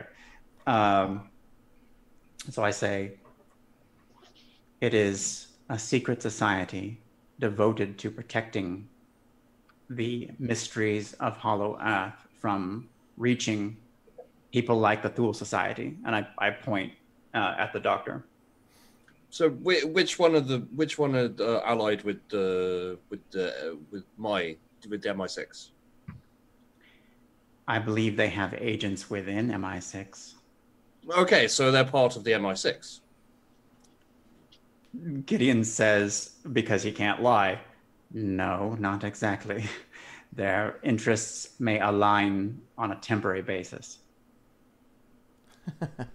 Well, I'm working for the king. I'm working for MI6. If none of these chaps are with us, then I don't care what happens to them. So my vote is kill them, and let's move on. Hyde? Charles, Chuck. We could just call him Woodbury. Well, he's not Woodbury, though. But is he? No. Is he? Who's Woodbury? Could be. Should I roll a perception to see if he's Woodbury? Yeah, you fail it. It's actually your mother. Ah, mother! I mean, It's true. Son of a bitch. Hyde, stop hitting my mother. why is my mother chained up? He's not quite that bad. I guess we gotta let him rest. Yes, I say minimally, Dejarius. You may benefit from comparing notes with him under some duress. You're right, but my problem is I don't have. I mean, do we have infinite time for me to wring information out of him that he doesn't want to give up freely? I mean, he's a man. I look at you, I scowl, and I say, well, it seems we have infinite time. You stopped me from walking away. And I sort of turn away from you towards the others that got in my path. Mm-hmm.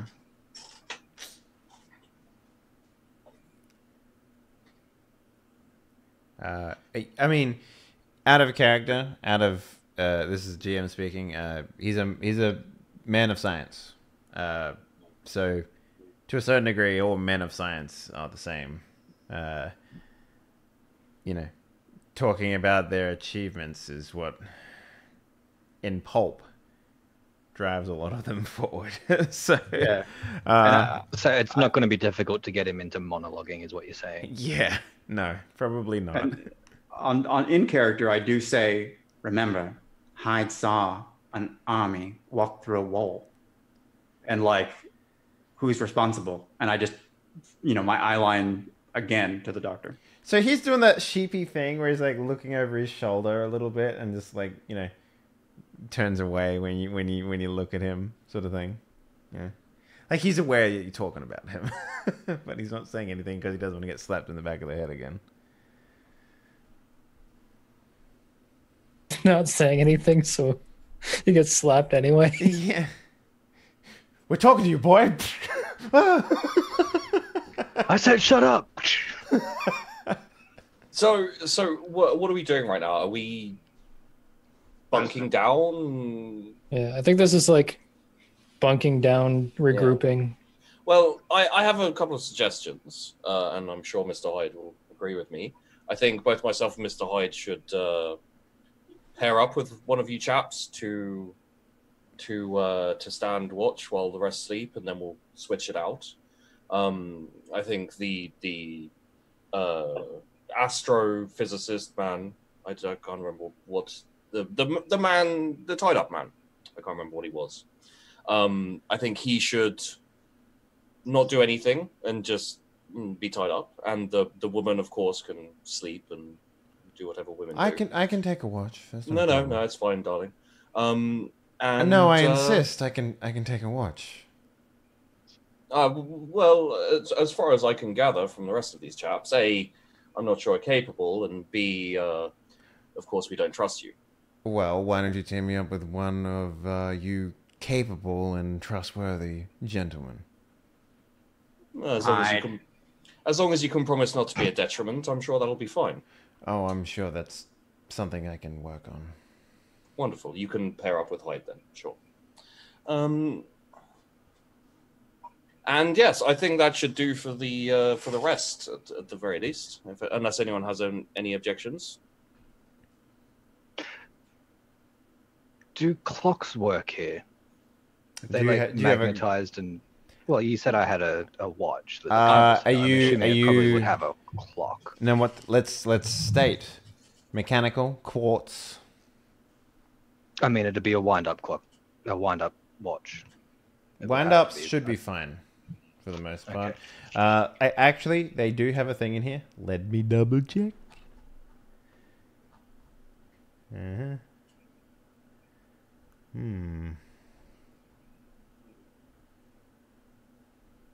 gonna find some small sticks, and it looks to people that looks to everybody else that I'm chewing on them, but I'm actually trying to shake them. Okay. I mean, you probably have a knife that you can do that with. Actually, no, you have one hand. No, yeah. Okay. Don't worry about it. Okay. Well, oh, okay.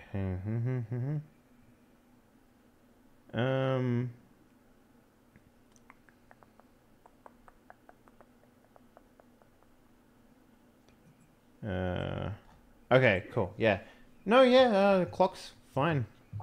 I mean, you wind it like you normally wind it. No problems there whatsoever. Yeah. Okay, cool. Just so that we have an actual way of knowing how long we've slept and we don't spend like 20 hours here resting. Yeah. So, you can, sleep for however long you need. Having said that, though,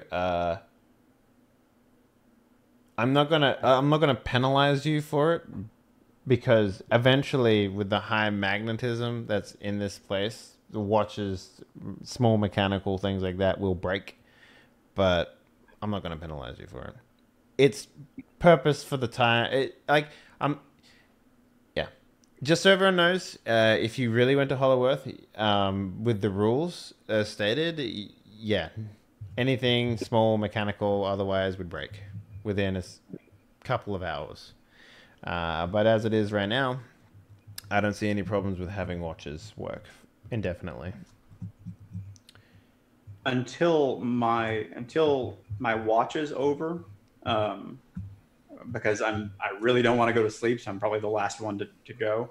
I am building a wax mask that looks exactly like the doctor's face, basically to keep myself busy. I'm using my disguise kit to make a disguise that looks like him. Oh God, is it like the fucking first Mission Impossible when they build those fucking masks on that? Is it like that? When they like use their thumb to like move like the clay around the noses and stuff. That was fucking weird. Yeah, all right. I mean, I really like that. That's cool. You tell me how convincing it is, but it's obsessive, and it is. I intend to mirror this motherfucker and interrogate him with his own goddamn face at some point in the 24 hours. Okay, sure. Yeah, I like it. On my watch, Yeah. I'm going to soak some leaves to the point that they're translucent.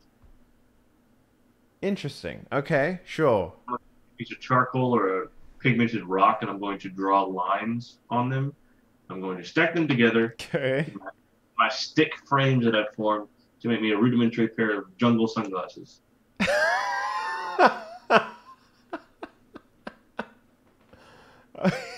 Done. You have your jungle sunglasses. God, you're gonna be like Tom Cruise on that island pretty soon. You're gonna have coconut phones pretty soon. Tom Hanks, right? Tom Hanks. What did I say? Tom Cruise? Yeah, Tom Yeah. Hanks. Yeah, Tom Hanks. Yeah. What about your watch, Sheep and Francis? What's your watch? I'm with Francis. Yeah, well, I mean, you have to be if DeGeris and Gideon are together. So I think I'll pull out a pocket knife, maybe whittle some sticks. Yep. Just spear-like. Got to make a new flag. true. Not sure how I'm going to make a Union Jack, but I'll have the pole at least, I guess. Yeah. Oh, you could have Solomon whip you up some die. Try not to speak to Solomon. He's one of those people. I don't One-armed understand people. those people. Mm. Yeah. Scientists.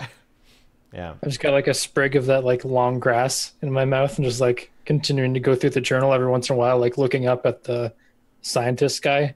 It's like thumbing through. I love the idea that you've read this back to front like 9 times, right? But then you get in here and you read it all again and it's all different because you're noticing things like... Yeah, it's like you've read like a book a dozen times and then you read it again at a different point of life and it just like a certain thing sticks out to you. Or like watching Fight I'm Club looking for at a that. second time, you know? Like you're just like, fucking Yeah. what?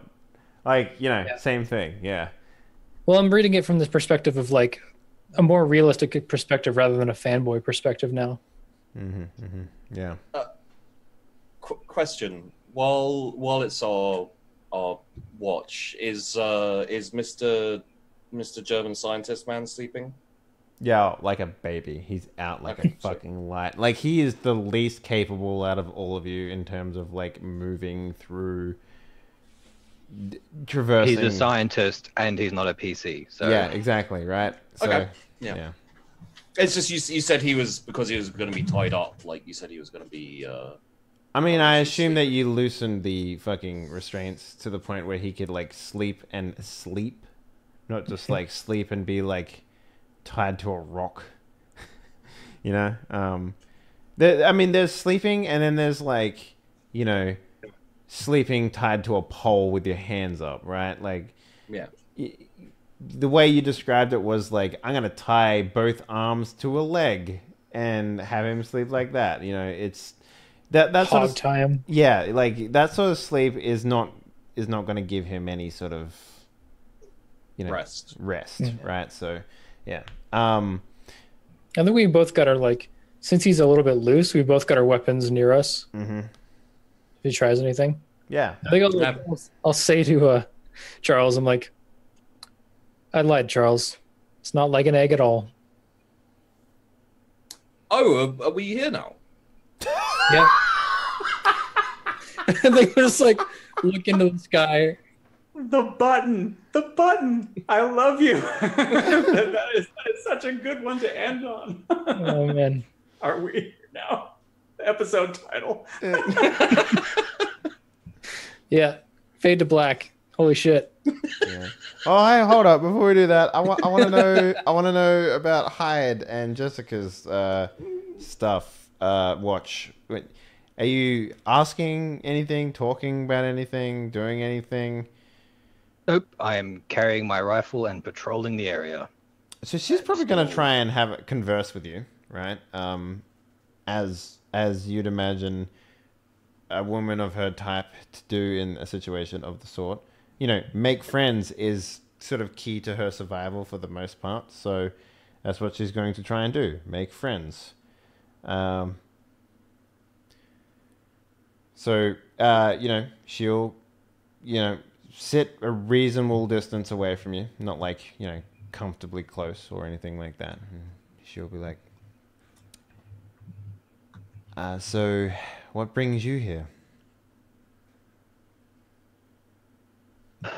To be honest, I'm not entirely sure anymore. I mean, Basically, I'm just here to kill things. I was gonna say you don't seem like the bookish type Scholarly or type. Yeah. the. I don't even know what that other man is like. Confounding. The old British chap, yeah, he's a fucking weird one.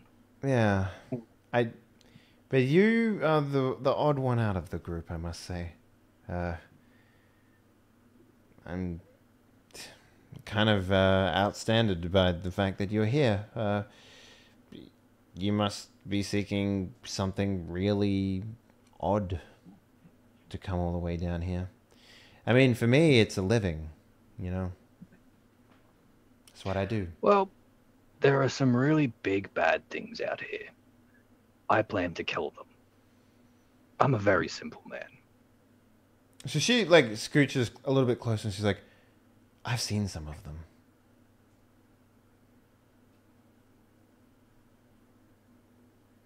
Like what? Would you believe me if I said that the man that I worked for in the opposite side of the fence was the type of man who would collect creatures? I've known some men to collect creatures. The things he's found, I can't even describe to you.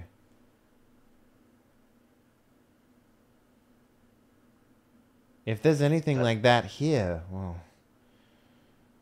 I hope you're good with that gun. I don't have to be. It shoots big bullets. I mean, that looks like you have to get pretty close to it. I was talking about the other one. The rifle.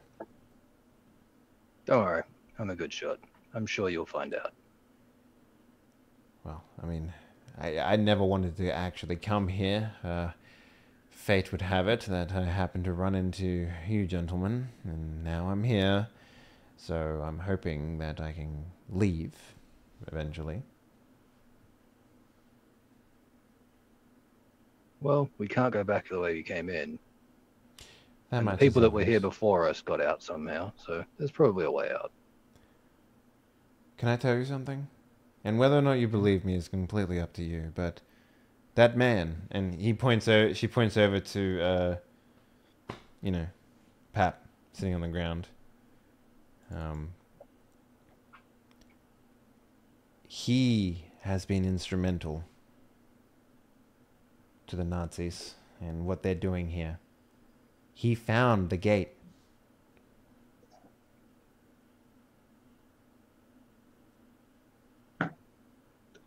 That's lovely. We found it too.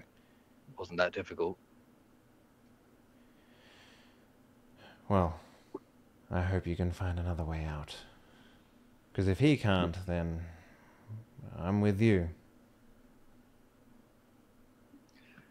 That would be hell. She like looks over at a dinosaur just being like roar or whatever in the distance, and she's like, I don't know, it doesn't seem that bad. At least here. I think as she says that, I kind of like look back over into the woods. And maybe you behind see us. like some beating eyes in the forest, and he just like Yeah, well, I mean, it's probably not great. Yeah. All right, and with that, I think we'll end the session. So let's do some XP, gentlemen, and we'll cap it off. So XP is 118. All right. Okay. Everyone take one for playing. Congratulations, you did well. Characters gain 1 experience points when they face grave danger and manage to survive. That grenade wasn't that grave of a danger, but no, I'm not going to give this one. Yeah, we didn't I really don't encounter feel anything like- particularly risky. Man, I felt like I faced danger for the first time. I mean, if you did, I just rolled high. I tell you what, if Hyde hadn't had rolled what he rolled, there's a good chance that you characters might have been clawing a different direction right now. But you didn't face it, so. So everyone can take a point for role playing.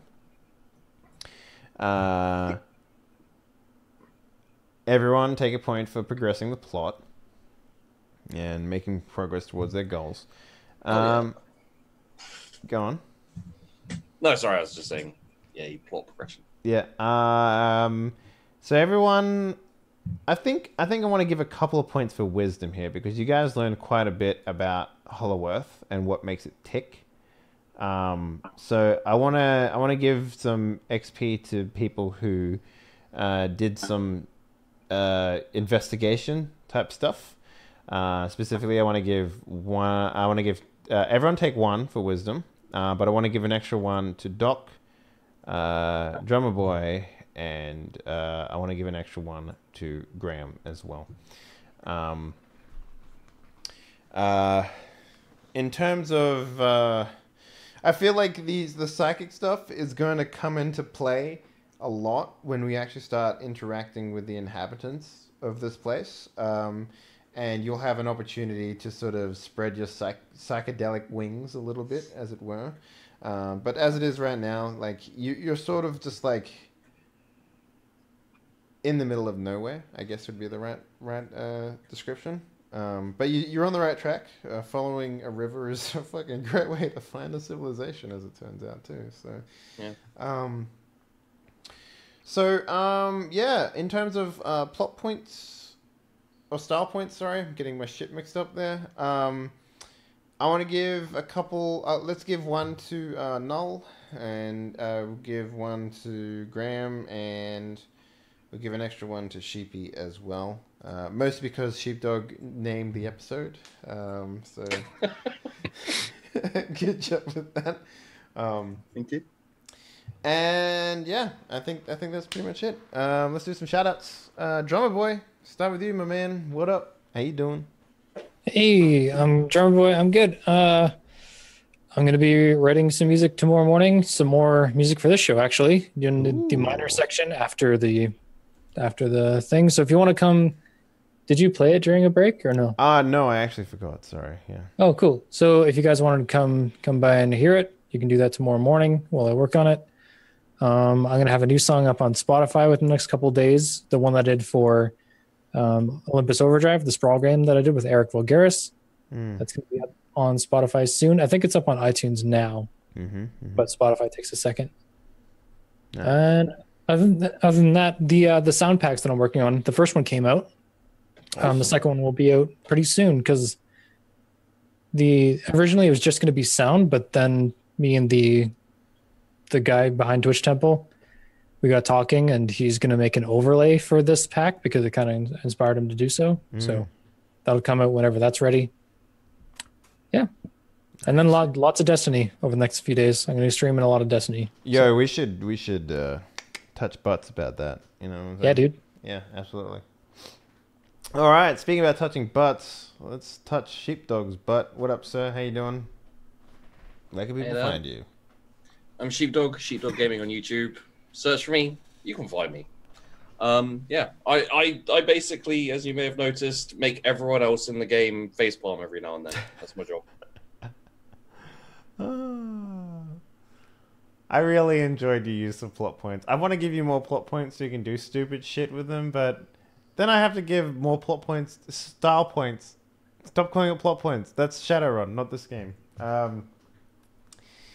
Yeah, I should give you more style points, but then I have to give everyone else style points. So it's a conundrum, man. It's a conundrum. I don't use my style points for anything. I've got a nice little stack of them now, so Nice. I'll find things to use them for. And none of them will be useful. I can promise you that. Great. Jordan, Null, my man, what up? How you doing? Hey, yeah, I'm good. This is fun. I'm Jordan Thomas. You can find me at Nullspeak, and also on YouTube for Dice with Death, permadeath D&D game. And yeah, this was a blast.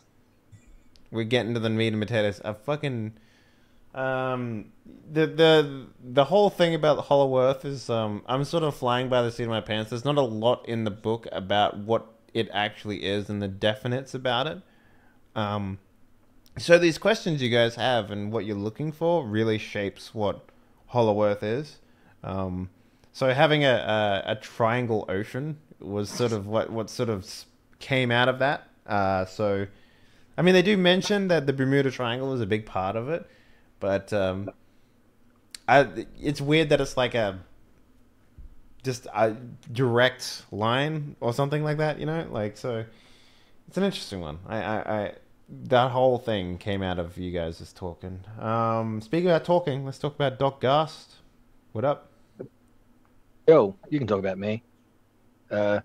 You can find me here where I play this and Shadowrun, which is.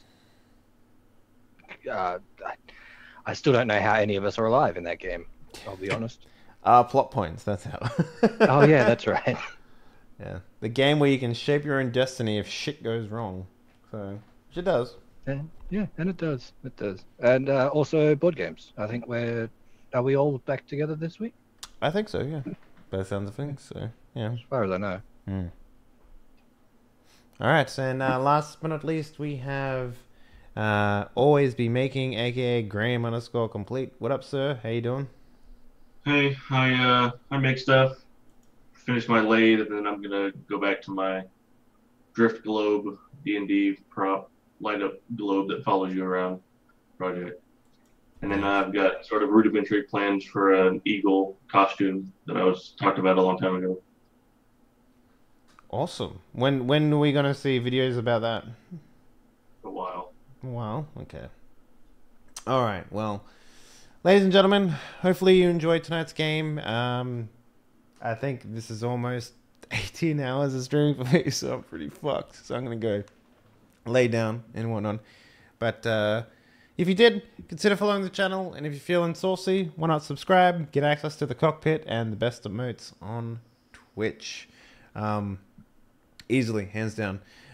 So going forward, this week we have Die Party Dead Man's Crest tomorrow. There's probably going to be the game where we merge our characters from 7th 2nd edition over to Savage Worlds. I think it's just basic bitch Savage Worlds. And then we have Surge, Shadowrun, Anarchy game, which is just a boatload of fucking fun on Friday. Board games, and then Torchbearer on Sunday. And then Destiny all throughout the week, basically, because Destiny is my new whipping horse, so that'll be fun. And that's pretty much it, guys. Thank you very much for watching. We'll see you tomorrow for the daily stream. Goodbye.